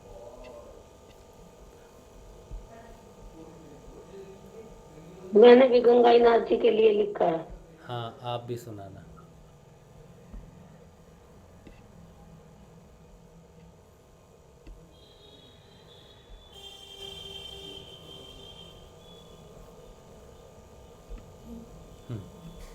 ये मैंने लिखी है।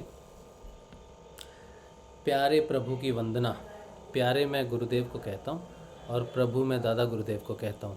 जब मैं उन्हें प्यार से घर में बुलाता हूँ तो प्यारे प्रभु के नाम से ही बुलाता हूँ। अच्छा, जो मैंने लिखा है, बोलत भी वो है, सुनत भी वो है, राह भी वो है, चलत भी वो है, अंदर बाहर ऊपर नीचे, आत जात परिजात भी वो है, वो ही आगम वो ही अगोचर, उषा संध्या दिन रात भी वो है, पास परे जो पावत खोवत, ज्ञान घड़ी व्यवहार भी वो है, लीला करता भरता धरता, बंसी बजैया रास रचैया, पार ब्रह्म अवतार भी वो है। तो ये मैंने उस समय प्रेरित होकर लिखा। बहुत खूबसूरत भैया जी, बहुत अच्छा। धन्यवाद धन्यवाद। Thank you so much, thank you. अच्छा, अब हम भजन सुन लें। हाँ जी, उर्मिला जी ने कोई खूबसूरत एक बहुत सुंदर भजन लिखा है, उन्होंने कहा है, तो कहाँ हो? चलो। नया लिखा वही सुनाऊंगी। हाँ, जो नया लिखा है वही सुनाइए। वो अभी पूरा नहीं हुआ लेकिन सुना देती हूँ। अच्छा ठीक है।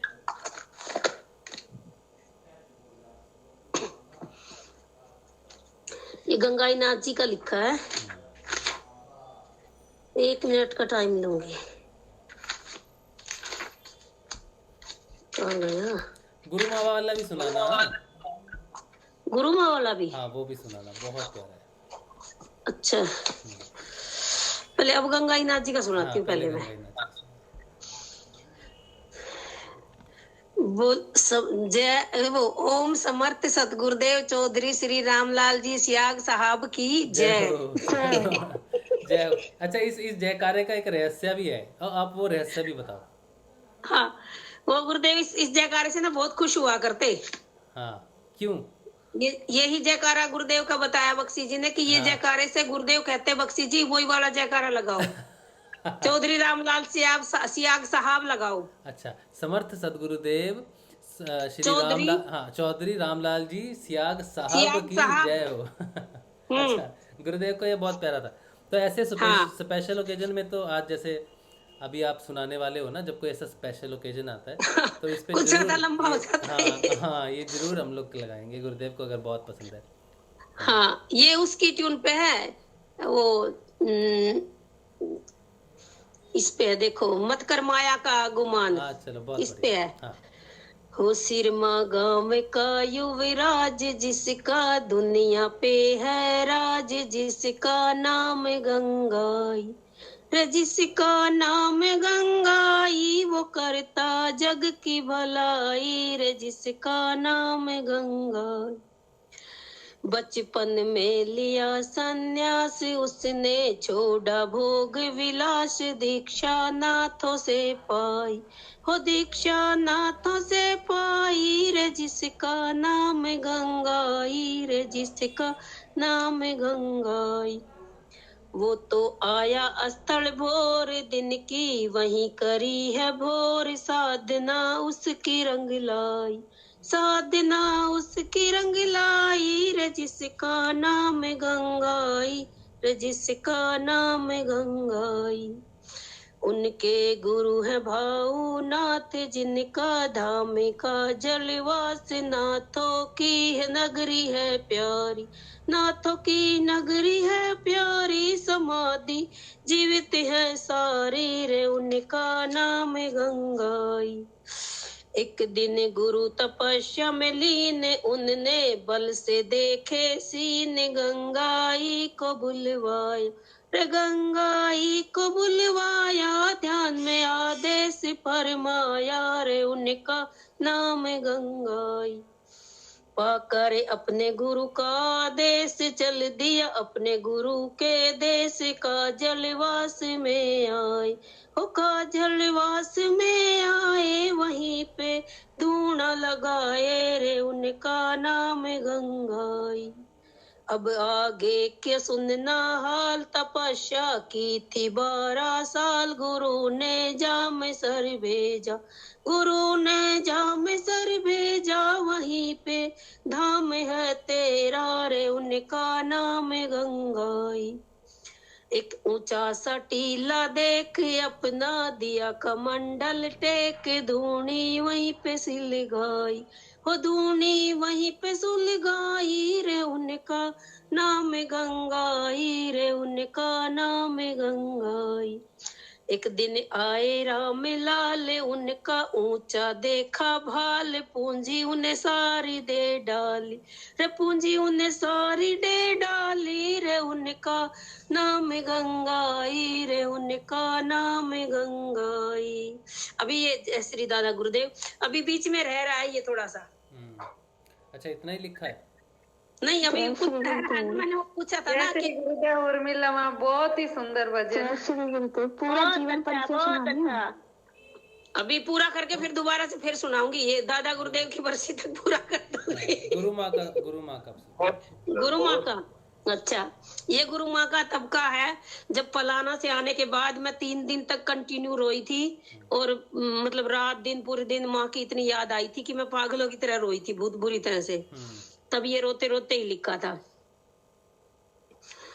हो मेरी अखियों से बरसे पानी, याद आई गुरु माँ की आई। मेरी अखियों से बरसे पानी, याद आई गुरु माँ की आई। वो जब से देखा तुझे मेरा दिल ना लगे, जब से देखा तुझे मेरा दिल ना लगे। मैंने रो रो के आंखें सुजाई, याद आई गुरु माँ की आई। मेरी आंखों से बरसे पानी, याद आई गुरु माँ की आई। मेरा सोया मुकद्दर जगा दो नमा, हो मेरा सोया मुकद्दर जगा दो नमा। मेरे हृदय कमल पे विराजो नमा, मेरे हृदय कमल पे विराजो नमा।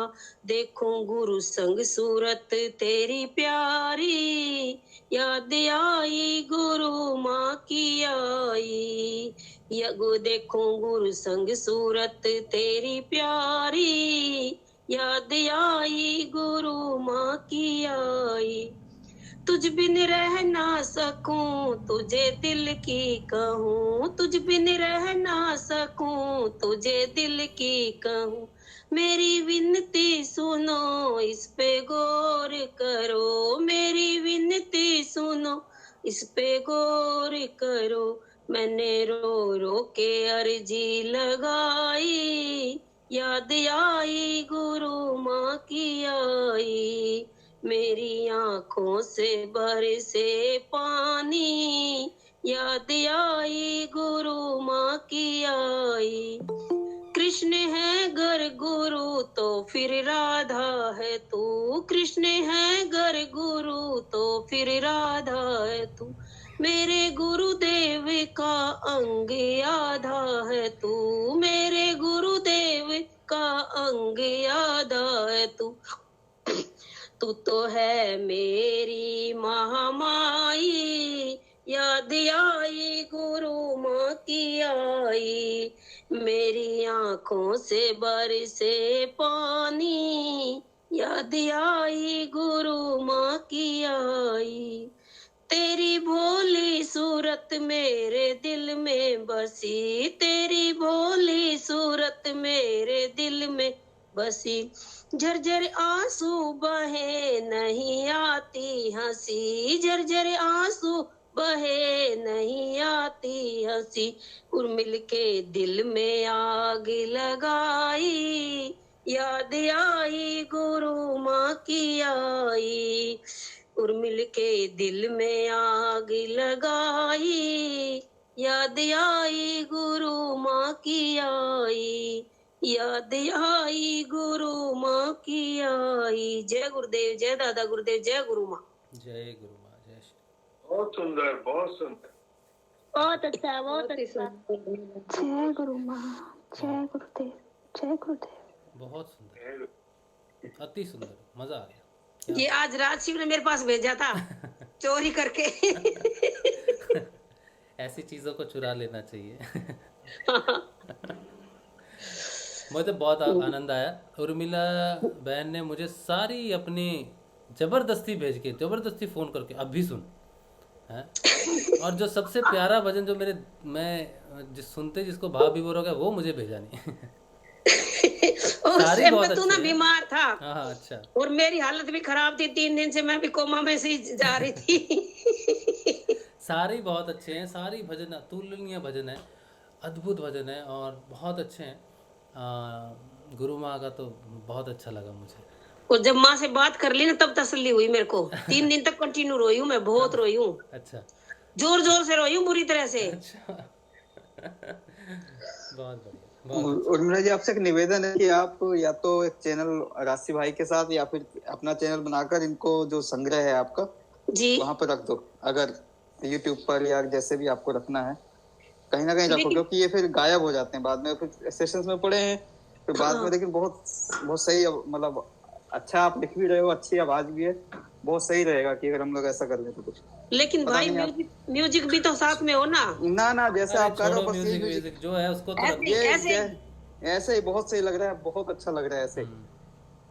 ऐसे अपने मोबाइल में रिकॉर्ड करके एक ड्राइव पे अपलोड कर दो, ठीक है, और मुझे भेज दोगे तो मैं अपने चैनल पे अपलोड कर दूंगा। ये भी तो आप कहीं भी काम करो, गुरुदेव का चैनल तो गुरुदेव का ही होता है, व्यक्ति विशेष का तो होता नहीं।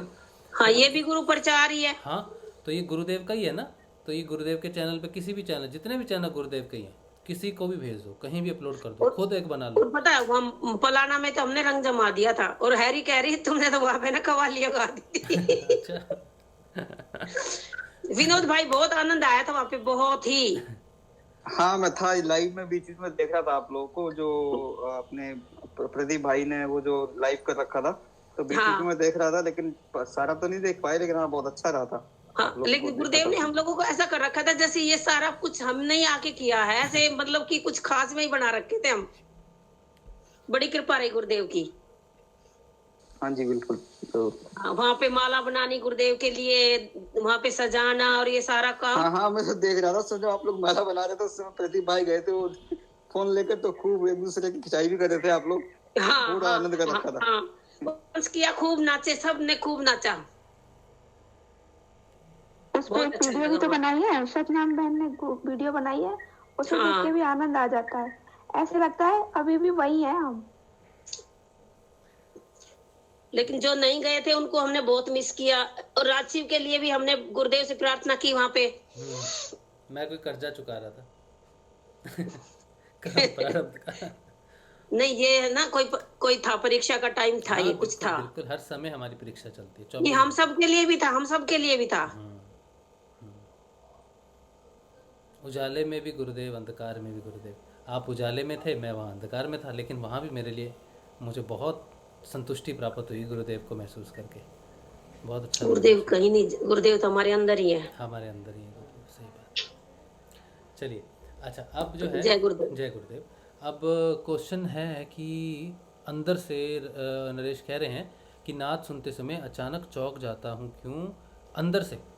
अच्छा, अंदर से चौंकने वाली बात तो थोड़ी सी अलग लग रही है नरेश भाई। अब चौंकने भी कई प्रकार का चौंकना होता है। एक तो हम चौंक जाते हैं, हो एक झटके होते हैं हल्के हल्के से। हम नाद सुन रहे हो, अचानक से एक झटका लगा। आज जैसे बहुत दिन बाद मुझे, जैसा मैं हमेशा कहता हूँ ना कि ऊर्जा उठती है स्पीड ब्रेकर की तरह, ऐसा लगता है गाड़ी स्पीड ब्रेकर पर जा रही है, ऊर्जा उठती है। तो आज बहुत दिन बाद वो अनुभव मुझे हुआ, तो उसमें आज मैं गहरी स्टेट में नहीं जा पाया। कई महीनों बाद मुझे आज ये जो अनुभव हुआ, मेरे को पूरा दर्द है, मतलब बहुत ज़्यादा दर्द है। तो जाने से जब जैसे वो उठी ऊर्जा, यहाँ पहुँची तो झटका लगा बहुत। हालांकि मैं नाद सुन रहा था उस समय, और मुझे पता चला ऊर्जा उठ रही है, तो कुछ आज गहरा जाएंगे। तो यहाँ उठी गर्दन में, तो बहुत जोर झटका लगा, और झटका लगा तो मैं चौंक गया, बहुत दर्द हुआ। तो मैं उस समय अचानक फील किया मैंने करके। तो एक चौंकना वो भी होता है कि मैंने वो एक्सपेक्ट नहीं किया था कि ऊर्जा जब यहाँ से ऊपर, क्योंकि ऊपर उठेगी, यहाँ पहुँचेगी, तो वो ध्यान, गहरा ध्यान चला जाएगा उसमें। लेकिन यहाँ पर वो दर्द है ना, तो झटका लगा और बहुत दर्द हुआ मुझे, तो फिर वो टूट गया ध्यान मेरा। तो ये एक तरह का चौंकना हो सकता है, या कुछ हो सकता है, मुझे नहीं पता। लेकिन इस तरह से कुछ अचानक ऊर्जा उठी या फिर कुछ हुआ। और चौंकना ये भी हो सकता है कि आप नाद सुन रहे हो और हृदय की एक बीट स्किप हो गई। वो उसको बोलते हैं हॉल पड़ना, पंजाब में बोलते हैं उसको हॉल पड़ना। हॉल पड़ने का अर्थ है कि अचानक से हृदय, यहाँ पर कुछ फील होता है, जैसे एक ऊर्जा की तरह एक हार्ट बीट एक्स्ट्रा आ गई या फिर स्किप हो गई, तो वो अचानक फील होता है। उसे हॉल बोलते हैं। दिल्ली में क्या बोलते हैं? घबराहट बोलते हैं हमारे यहाँ। हॉल बोलना मतलब घबराहट हो जाती है अचानक से। अच्छा, अंदर से। अच्छा, अंदर से घबराहट हो जाती है। तो घबराहट वो चंद सेकंड की होती है बस, वो कोई ऐसा नहीं होता बहुत लंबी। वो अचानक एक वैक्यूम की तरह जैसे होता है या फिर एक्स्ट्रा हवा की तरह जो होता है, बस वो छाती में आपको महसूस होती है। वो उसे भी आप कह सकते हो कि मैं चौंक गया या घबराहट है। तो कई चीज़ें हैं जो महसूस होती हैं इस चीज़ में, लेकिन आपने कहा है चौंक गया अंदर से, तो कुछ क्लियर नहीं है। आप अगर बात करो आके तब तो थोड़ा समझ जाएंगे, लेकिन बाकी तो तीर ही छोड़ सकते हैं, अंधेरे में शायद कोई कहीं लग जाए। अच्छा, नाद में क्यों सो जाती है? मुझे भी हफ्ते भर से ना गुरुदेव को भजन सुनाती हूँ ना, तो एक गंगा नाथ जी को सुनाती हूँ, तो वो भजन में ना मुझे भी ऊर्जा उठती है 2-3 लाइन में। अच्छा। और मैं फिर रोती पता नहीं क्यों रोना ही आता। उसके बाद फिर मुझे फिर गंगा नाथ जी ने एक दिन ध्यान में दिखा ये सब कुछ, और मैं मंत्र कर रही हूँ, ध्यान मेरा नाद पे है और मैं ओम नमः शिवाय बोल रही हूँ। और वहां पे शिवलिंग को जल चढ़ा रही हूँ और बेलपत्र चढ़ा रही हूँ जामसर में। अच्छा। उसके बाद फिर मैंने अगले दिन मैंने चढ़ा दिया गंगा नाथ जी को ना, और राम लिख के चढ़ा रही हूँ जामसर में। तो मैंने अगले दिन सोमवार था, मैंने गंगा नाथ जी को पूजा करके मैंने पता नहीं क्या भाव आई, मैंने इनको लगा दिया बेलपत्र लगा दिया। तो 2 दिन लगा रहा। तीसरे दिन वो जैसे वो हटा ना सूख के, तो उस पे ओम लिख रहा, बिल्कुल क्लियर ओम दिखाई दे रहा है, और वो फोटो ही कुछ अलग है। हाँ, और मैंने वो फोटो देखी है। उस फोटो में जो मुझे खास बात लगी कि गंगा नाथ जी की आधी आंखें ऐसे रहती हैं, मतलब आधी ऊपर आधी नीचे। लेकिन वो जो बाद वाली फोटो है ना, उसमें उनकी आंखें नॉर्मली 50% ऊपर 50% नीचे, उसमें उनकी 70-80% ऊपर है, 20% नीचे। एक ही फोटो में कैसे होता है? एक टाइम की क्लिक करी हुई है। तो मैं भी हैरान हूँ। मेरे भाई बोला ये मेरे को तो ऊर्जा मिला बहन, मेरे को तो ऊर्जा उठ रही है। मैं वही बोल रहा हूँ कि फोटो में कैसे संभव है कि एक ही फोटो है, ऐसा भी नहीं कि 2 है, ऐसा भी नहीं कि वो वीडियो है, वो फोटो मैंने गंगा नाथ की फोटो साफ नहीं करी अभी। थोड़ी देर में वो 50-50 थी और थोड़ी देर में वो 80-20 होगी, 80 ऊपर चले गई और ऐसा लग रहा है जैसे उनको नशा चढ़ गया है, जैसे किसी को बहुत राम के नाम है ना। अब मैं ना उस फोटो से ना मुझे अलग ही अट्रैक्शन है कुछ, मतलब जैसे मेरे साथ बात करती है, वो ऐसे लगता है मुझे। हाँ, बस ज्यादा बात नहीं करनी, नहीं तो लोग कहेंगे कि पागल वागल हो गए। नहीं, समाधि में पहले चली जाऊंगी। और तूने तो कसम दिला रखी है साथ चलेंगे सारे। मैं कल 2 दिन पहले या कल या परसों एक सेशन हुआ है, उसमें बहुत महत्वपूर्ण बात यही गई थी कि हम चल रहे हैं साथ एकदम।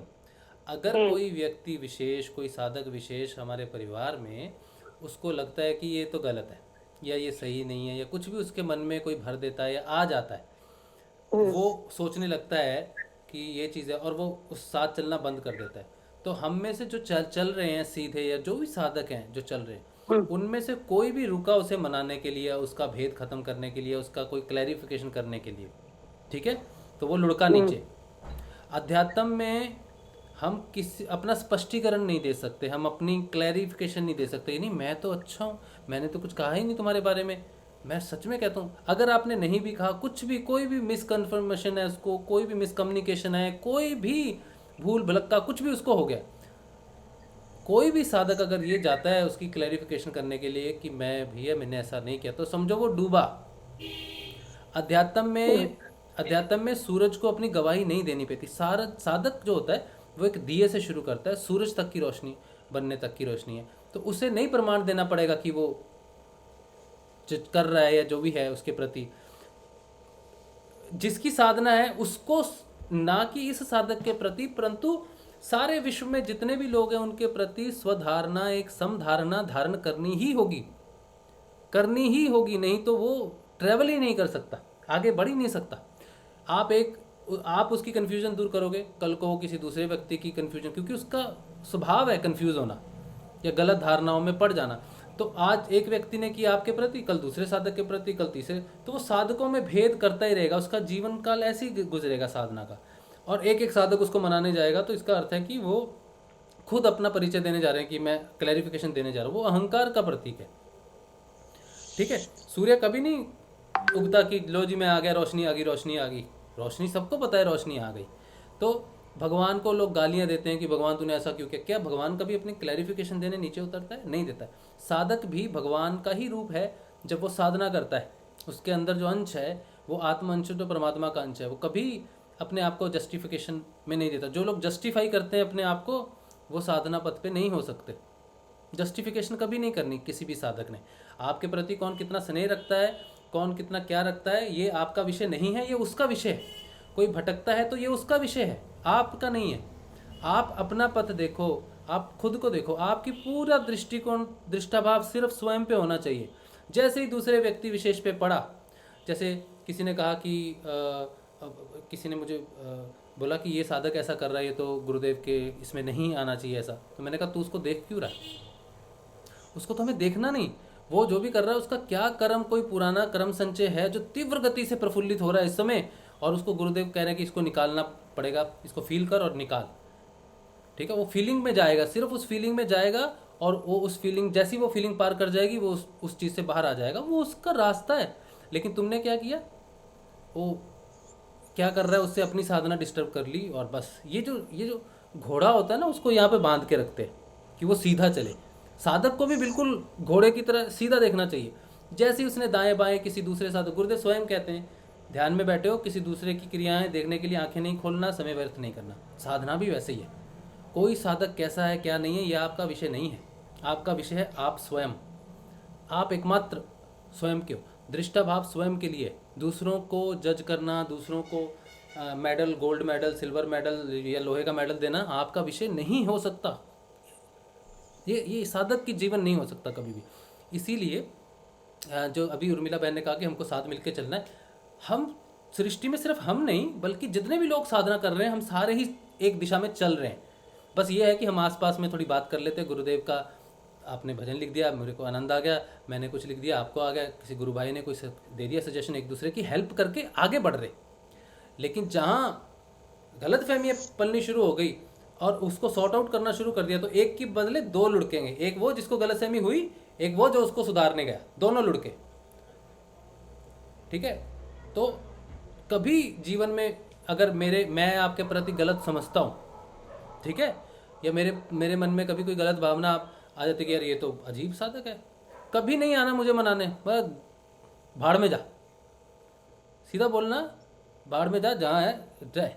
ठीक है, तो तेरा अगर तेरे अंदर अगर आत्मबल होगा या तेरे अंदर ज्ञान प्रकट होगा, तो तू संभाव में आएगा और समझेगा कि कोई कुछ नहीं है, सब साधक के अपने अपने कर्म प्रारब्ध के हिसाब से चल रहा है, तो तू अपने आप चल पड़ेगा सीधा।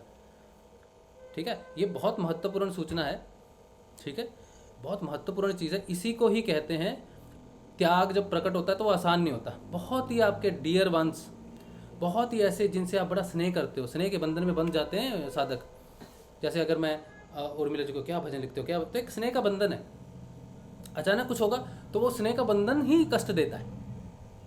इसीलिए जब ये जो बंधन होते हैं तीन प्रकार से होते हैं। एक तो शारीरिक बंधन होते हैं कि आप अच्छे दिखते हो, आप बहुत अच्छे बोलते हो, आप बहुत अच्छे से, आपकी रिप्रेजेंटेशन बहुत अच्छी है, ठीक है, इसीलिए आपको देखना अच्छा लगता है। ये शारीरिक बंधन, ये टूट जाएगा। ठीक है, कि कोई कितने भी जुड़े हुए हैं भौतिक तौर से, सब टूटने ही हैं, बिना टूटे रह नहीं सकते। फिर आते हैं प्राणिक, जो भाव से जुड़े हुए हैं। भाव से, मेरा छोटा भाई, मेरा बड़ा बहन, मेरा ये, मेरा वो, सब भाव जो हैं हमारे संसार में जुड़े हुए, वो बंधन भी सारे टूटने ही हैं। फिर आते हैं मानसिक, ठीक है, जो मन के तौर पे जुड़े हुए हैं, अच्छाई बुराई के तौर पे जुड़े हुए हैं, संसारिक तौर पे जुड़े हुए हैं, किसी भी तरह से जुड़े हुए हैं। ठीक है, तो वो भी टूटेंगे सारे के सारे। जो नहीं टूटेगा बंधन, वो होगा जो सार्वभौम सत्ता के हिसाब से, सर्व खलविदम ब्रह्म के हिसाब से, कि आत्मा है और तू जो भी कर रहा है, तू जो भी कर रही है, वो सब तेरी साधना का हिस्सा है। इसलिए मुझे इससे कुछ करना नहीं, कुछ लेना नहीं, मेरी खुद की साधना में ही मुझे कंसंट्रेशन करनी है। दूसरे साधक के बारे में ना उसकी प्रशंसा में पढ़ के उसके साथ हमने कोई बना लेनी है कश्तियाँ, और ना ही उसकी निंदा करके हमने अपना टाइम पास कर लेना है। ये आपका विषय नहीं है, साधक का विषय नहीं है। सिर्फ साधना, साधक का विषय सिर्फ और सिर्फ साधना है, गुरुदेव है, उनका जाप है। अपना पढ़ो, अपनी किताब पढ़ो, सत्संग सुनो, भजन सुनो, और जैसे जैसे चेतना बढ़ती जाएगी आपसे मिलने स्वयं वो सारे साधु, वो सारे संत, वो सारे दिव्य सत्ताएं, वो आपकी चेतना के स्तर के हिसाब से आपके जीवन में आएंगे। आपके सामने खड़े नहीं होंगे, उनकी पुस्तक आएगी आपके सामने, क्योंकि वो पुस्तक उनके बारे में उन्होंने लिखी है, वो स्वयं उस पुस्तक में उनकी चेतना बसती है। तो जब आप उस चेतना पे पहुंचोगे तो उनकी पुस्तक पढ़ोगे। गोरखनाथ जी के बारे में जानना होगा तो गोरखनाथ जी अपनी पुस्तक आगे कर देंगे, विवेकानंद जी की पुस्तक आ जाएगी। उन शख्सियत, उन सिद्धों, उन संतों के बारे में पढ़ना शुरू करोगे। अब आप सोचो, एक साधक है जो संतों के बारे में, सिद्धों के बारे में, धार्मिक कथाओं के बारे में, मनोबल के बारे में पढ़ता है, अपनी साधना को मनोबल देता है, और एक साधक किसी की प्रशंसा और निंदा में डूब जाता है। कौन सा साधक बनना चाहोगे? ऑब्वियसली जो वो जिसकी चेतना से उसको मिलने आ रहे हैं संत, अपने किताबी रूप में मिलने आ रहे हैं। ठीक है, अगर हम सोचते हैं हम सोए हुए हैं तो ऋषि अरविंदो आ जाएंगे स्वप्न में, ये बेकार धारणा है। ऋषि अरविंदो अपनी पुस्तक के माध्यम से आएंगे। जैसे गुरुदेव ने स्वयं कही ये बात कि मैं साधना कर रहा था, बीच में विवेकानंद जी आ गए। कहा है ना, गुरुदेव की बात है। मैं पहले सोचता था, जब मैंने नया नया सुना, बीच में विवेकानंद जी आ गए, मतलब गुरुदेव को जरूर वो दिखे होंगे, स्वप्न में आए होंगे या फिर ध्यान में आए होंगे, तो क्या होगा। बाद में उन्होंने एक जगह कहा कि मैंने विवेकानंद की पुस्तक पढ़ी, तो उसमें उन्होंने कहा कि गुरु के बिना आगे नहीं बढ़ सकते। यही बात अभी कही जो मैंने अभी कही, तो ये बात उन्हीं की प्रेरणा से हो रही है। उन्हीं वही समझा रहे हैं कि वो सारे आते हैं आपके जीवन में आपका मार्गदर्शन करने के लिए, चाहे गीता के माध्यम से आ जाएं, चाहे अष्टांग योग वाले पतंजलि ऋषि हमारे जीवन में आए ना, सबके आए ना, अपने बारे में बताया क्या होता है योग साधना, हमने पढ़ी ना सबने। ये जो सेशन चल रहे हैं, ये सारे सेशन चल रहे हैं, बाइबल की भविष्यवाणियाँ हो या ये सेशन चलने हो सारे, ये कौन चलाता है? ये चलाता है। तो ये आता है धारणा में, ध्यान में, तब चलता है सेशन, नहीं तो नहीं चल सकता। जीवन में कोई पुस्तक आई तो वो चेतना आई है आपके पास। तो एक अच्छा साधक वो है जो अपने आप को स्थापित ना करे, अपनी शख्सियत को स्थापित ना करे। और जब आदमी अपनी शख्सियत स्थापित करने चलता है तो रिलेशनशिप डेवलपमेंट करना शुरू करता है। ठीक है, इस बात की मैंने बात की थी कि फ़ोन किया जी, हेलो जी, हाँ जी, आप कैसे हो, क्या है जी। नेटवर्क डेवलप, इससे नेटवर्क डेवलप, उससे नेटवर्क डेवलप।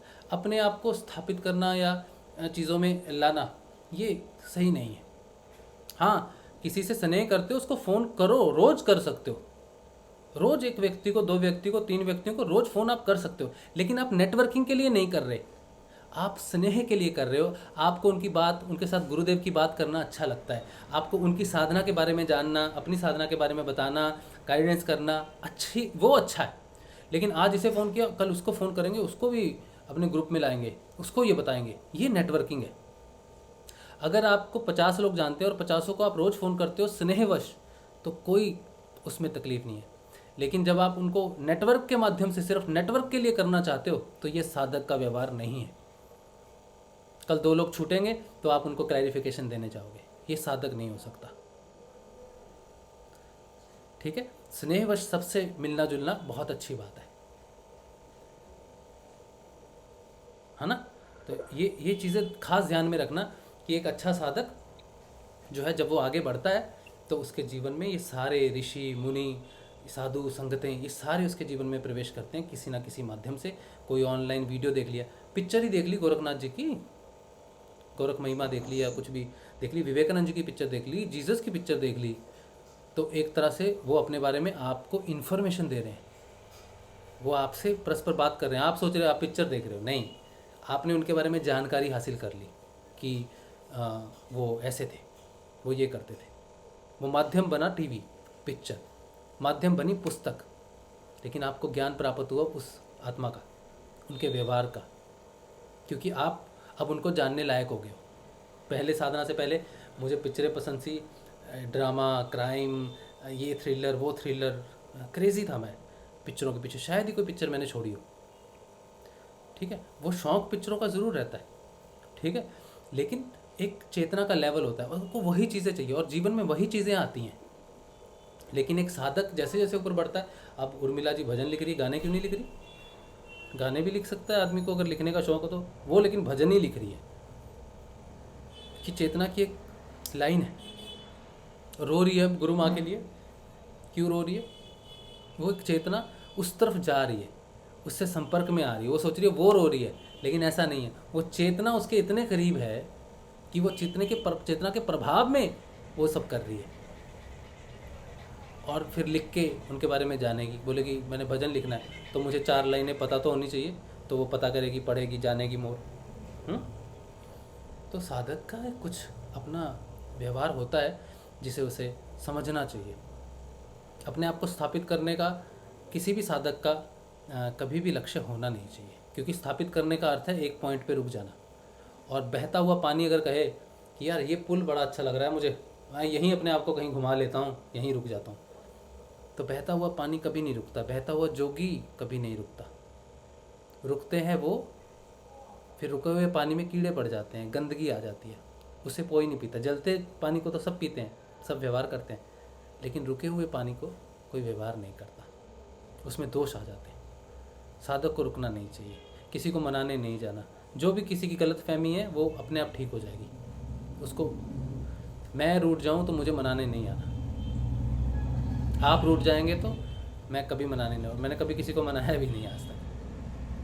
ठीक है, दुख होता है, तकलीफ़ होती है, बहुत तीव्र गति से इच्छा होती है कि बात करूं, लेकिन गुरुदेव ने मुझे कभी फ़ोन नहीं करने दिया, कभी मुझे बात नहीं करने दी। उन्होंने कहा या तो तू जैसे ही तू मनाने जाएगा, तू पीछे जाएगा, तू अपने आप को साबित करने की कोशिश करेगा। तू है कौन जो तू अपने आप को साबित करेगा? तेरी क्या पहचान है, या तेरी क्या शख्सियत है, या तुझ में ऐसा क्या है कि कोई तुझसे स्नेह करे? जो है मेरा है, जो जुड़ा मुझसे जुड़ा, जो टूटा मुझसे जुड़ा। तू कि कौन से बंधन बांधने जाएगा? जो हो रहा है मेरी आज्ञा से हो रहा है, टूटना जुड़ना मेरी आज्ञा से।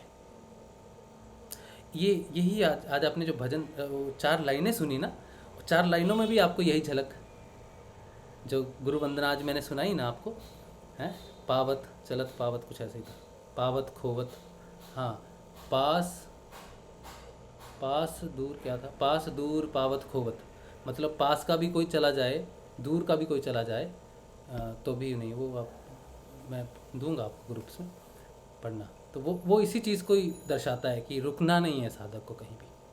जो है उसका है, वही बोलता है, वही सुनता है, वही खा रहा है, वही पी रहा है, वही चला रहा है, वही पथ है, वही रास्ता है, वही उगरा है, वही शाम, वही संध्या, वही सवेर, वही रात है। कहीं भी हमारा मैं स्थापित हो ही नहीं सकता। मैं हूँ ही नहीं तो मैं किसे मनाने जाऊँ, किसे कन्विंस करूँ कि मैं ऐसा हूँ, क्योंकि मैं तो हूँ ही नहीं। ठीक है, तो ये आपके आपको शायद कहीं काम लग जाए, समय व्यर्थ ना हो। हाँ जी, चलो तो एक छोटा सा, हाँ छोटा सा एक चीज है। हाँ, अच्छा आप बोलिए गोविंद जी। हाँ गोविंद जी। भैया जी, मुझे क्रिया तो होती नहीं, मेरे पिछले 5 दिन से मेरे सिर में बहुत दर्द है। हाँ, और बहुत पेन हो रहा है, सिर में, मेरी आंखों में भी दर्द हो। अच्छा सिर पहले यहाँ हो रहा था, हाँ यहाँ हो रहा है ये। हाँ, अच्छा, शांभवी मुद्रा नहीं लगी ना अभी आपको? मुझे शाम को ही मुझे मुद्रा होती ही नहीं। होगी, तैयारी उसी की हो रही है। शांभवी मुद्रा में बहुत दर्द हाँ, बहुत दर्द होता है, असहनीय दर्द होता है जी। हाँ भैया, मैं बहुत परेशान हूँ। हाँ, थोड़ी हेल्प करो भाई। मैंने तो साधना ही छोड़ दी थी मैंने तो इस दर्द से परेशान होकर साधना ही छोड़ दी थी। काम करता था ऑफिस में, काम ही नहीं कर पाता था, इतना दर्द होता था सिर में। बोलो, बहुत दर्द हो रहा है। तो कोई बाम वाम लगा लो, बाम से कुछ असर होता है? मैंने सब कुछ कर लिया। अच्छा, इसका तो कोई इलाज नहीं है। लेकिन आप गुरुदेव को ही प्रार्थना करो, तो ये 7, 8, 10 दिन में, जनरली 10 दिन में, 12 दिन में या 15 दिन, मेरे को तो बहुत समय खैर रहा। तो वापस जब मैंने साधना शुरू की, तो जब ये सर दर्द आया तो मैंने सोचा अब गए 2 महीने, तो लेकिन वो 7, 8, 10 दिन में ही मेरा काम हो गया था और मुझे शांभवी मुद्रा लगी थी। दर्द है क्या पे? हाँ, पीछे दर्द होता है। ब्लड प्रेशर तो ठीक है ना आपका? प्रेशर ठीक है ना? वो सब। पर फिर चिंता मत करो, देखो ये मैंने पहना है तो मैं बाम लगा के बैठा हुआ हूँ। अभी भी मेरी पीठ चिरचिर कर रही है, वो पूरा बाम लगाया हुआ है, क्योंकि वो पूरा दर्द है पीछे, यहाँ सिर में दर्द हो रहा है पूरा। तो मैं एक दर्द का पुतला हूँ, ये समझ लो। आप मेरे यहाँ किसी दर्द क्या हो रहा है?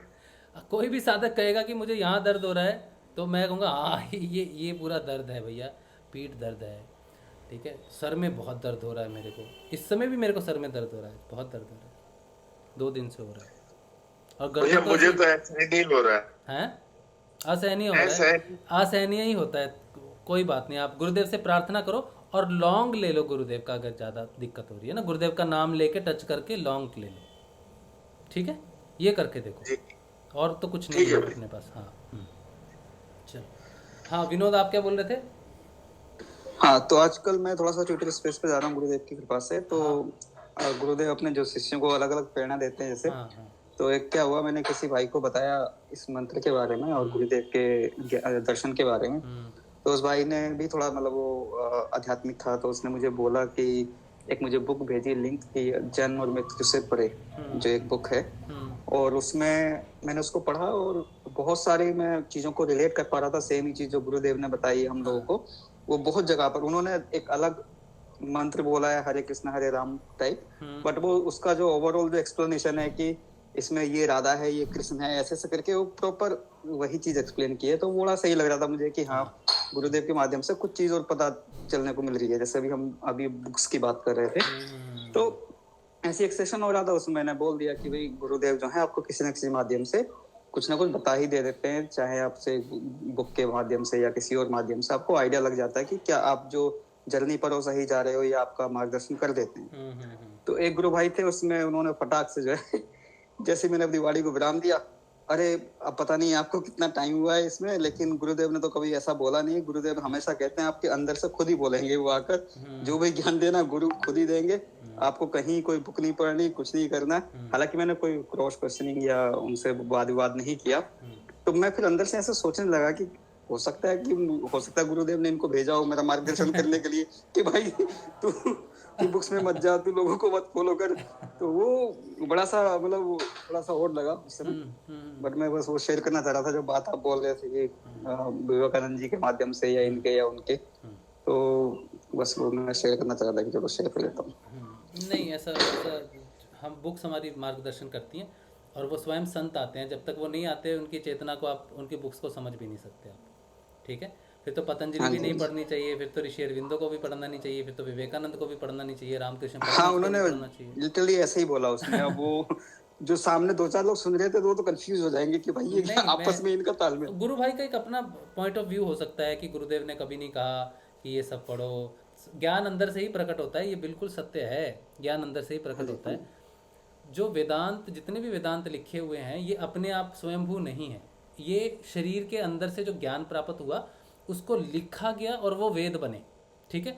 अब आपके अंदर सोचो कोई ज्ञान प्रकट होता है, कोई प्रकट हो गया कि ये चीज़ ऐसी है, लेकिन आपके पास उसकी कन्फर्मेशन अभी नहीं होती, बस कन्विक्शन होती है कि ये चीज़ है, कन्विक्शन है, लेकिन प्रूफ नहीं है कि ये सही है।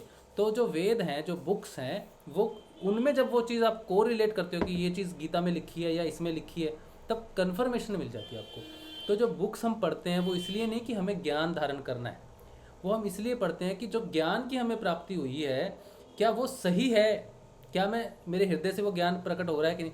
तो जितनी भी किताबें पढ़ी जा रही हैं या पढ़ाई जा रही हैं आपको, गुरुदेव जो भी बुक्स आपके जीवन में लाते हैं, वो सिर्फ और सिर्फ कन्फर्मेशन के लिए लाते हैं, ना कि बाहरी ज्ञान धारण करने के लिए लाते हैं। ज़्यादातर साधक ये सोचते हैं कि ये पढ़ रहा है तो बुकिश ज्ञान प्राप्त करने के लिए पढ़ रहा है, ऐसी बात नहीं है। जो असली में जो ज्ञान है ना, उसको पढ़ के धारण करना इम्पॉसिबल है। ज्ञान अंदर प्रकट होगा, अंदर से वो धारण हो जाएगा, फिर बाहर उसकी कोरिलेशन होगा, उसका सिर्फ चेकिंग होगी कि हाँ ये यहाँ पर लिखा हुआ है। ये प्रोसेस है एक्चुअल में। आप पढ़ते हो इसलिए नहीं कि आपको ज्ञान धारण करना है, ज्ञान धारण हो चुका है, उसका वेद है, वो कन्फर्मेशन है। ये प्रोसेस अंदर से बाहर जा रहा है एक्चुअली, बाहर से अंदर कभी भी नहीं आता।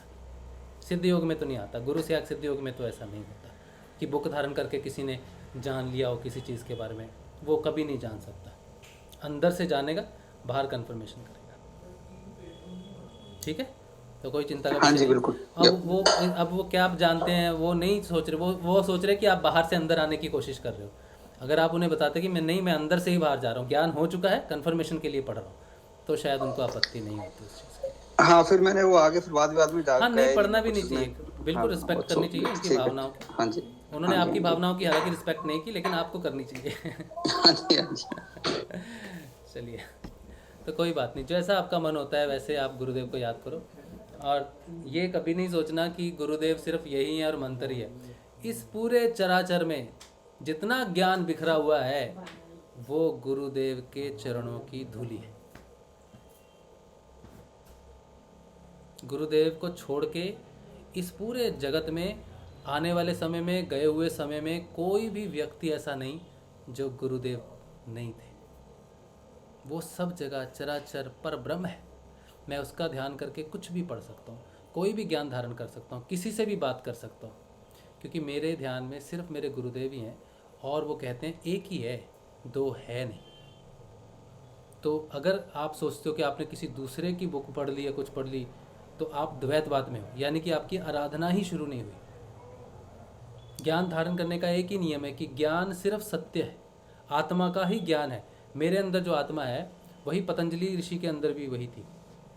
तो जो उनको प्राप्त हुआ वो उनकी आत्मा ने दिया, उस पर मेरा पूर्ण अधिकार है, उस ज्ञान पे मेरा पूर्ण अधिकार है। शंकराचार्य ने जो भी ज्ञान घटाया लिखाया उस पे मेरा पूर्ण अधिकार है, क्योंकि मैं आत्मा हूँ और वो भी आत्मा है। जो आत्मा का है वो हम भिन्न भिन्न नज़र आते हैं क्योंकि हम अंश मात्र हैं इस समय, लेकिन हम आत्मा का ही है, सारी प्रॉपर्टी आत्मा की है, इसलिए सब कुछ मुझसे बिलोंग करता है। मैं सब में हूँ और सब मेरा है। चाहे वो बुकें हों, चाहे वो कोई किसी ने भी कोई बुक लिखी हो या किसी ने भी कोई ग्रंथ लिखा हो, किसी ने ऋग्वेद लिखा हो, वो सारा का सारा मेरे लिए है, मेरा है। ये जो मेरा मैं कह रहा हूँ ना, ये मैं आत्मा को कह रहा हूँ, आत्मा का है वो सब कुछ, और आत्मा में ही वो वापस आता है किसी भी रूप में। इसमें कोई ऑब्जेक्शन नहीं होना चाहिए। आत्मा से ही निकला है, आत्मा में ही आएगा, आत्मा के लिए ही है। ठीक है, सिंपल है। अच्छा, एक प्रश्न है यहाँ पर, दादा गुरुदेव की बरसी पे कौन आ रहा है? हमें तो नहीं बुलाया गुरुदेव ने। हाँ, अभी टेक कह रहे हैं विनय कुमार झारखंड, जय गुरुदेव जय दादा गुरुदेव के माथे पर जो पत्ती का निशान है उसका क्या रहस्य है? एक बार सुनने में आया था कि गुरुदेव को ध्यान में तीसरी आंख जो है यहाँ पर खुल गई थी। ठीक है, तो उन्होंने अपने शिष्य को कहा कि बेलपत्र लगाने के लिए, तो उनके माथे पर तब बेलपत्र लगाया गया था, क्योंकि शिव की तीसरी आंख होती है। तो उनकी भी तीसरी आंख खुल गई थी। किस प्रोसेस से खुली, क्या खुली, ये मुझे इसका ज्ञान नहीं है। सुना था मैंने गुरु भाई के मुख से, उन्होंने शायद गुरुदेव के मुख से सुना हो, मुझे इसका भी कन्फर्मेशन नहीं है। लेकिन जहाँ तक मैंने सुना है, इस बेलपत्ती का रहस्य दादा गुरुदेव की तीसरी आंख खुल गई थी, जिसके लिए उनको पत्थर लगाया गया था यहाँ पर, क्योंकि बेलपत्र में 3 पत्ते, 2 आँखें, और इसको ये भी रिप्रेजेंटेशन करता है बेलपत्र। और भी बहुत कुछ करता है, 3 गुणों को रिप्रेजेंट करता है, और भी बहुत चीज़ों को रिप्रेजेंट करता है, लेकिन त्रिनेत्र को भी रिप्रेजेंट करता है। ठीक है जी, ये हो सकता है, कोई कंफर्मेशन नहीं है मेरे पास इसकी। मैं तो नहीं आ रहा दादा गुरुदेव की बरसी पे, अब जैसे गुरुदेव की इच्छा। ठीक है, फिर कभी आ सकते हैं, जैसे गुरुदेव बुलाएंगे। अचानक बुलाते हैं, मेरे प्लान करने से मेरा प्लान कैंसिल कर देते हैं, तो जब वो बुलाएंगे सडनली बुला लेंगे। ठीक है, चलिए, अब काफ़ी समय हो गया है। कल हम ध्यान करेंगे शाम को। कल का सेशन नहीं होगा क्योंकि बाहर जाना है किसी वजह से, तो आज का सेशन हो गया है लंबा काफ़ी। आप सबको जय श्री गुरुदेव। कल शाम को हम मिलते हैं, शाम के ध्यान में। सुबह का ध्यान जिस दिन शुरू होगा मैं आपको ग्रुप में डाल दूंगा कि सुबह का ध्यान शुरू होगा, जल्दी ही होगा, ऐसी गुरुदेव से विनती है, प्रार्थना है। ठीक है, जय श्री गुरुदेव, जय श्री दादा गुरुदेव। आप सबको जय श्री गुरुदेव, जय श्री दादा गुरुदेव। जय श्री।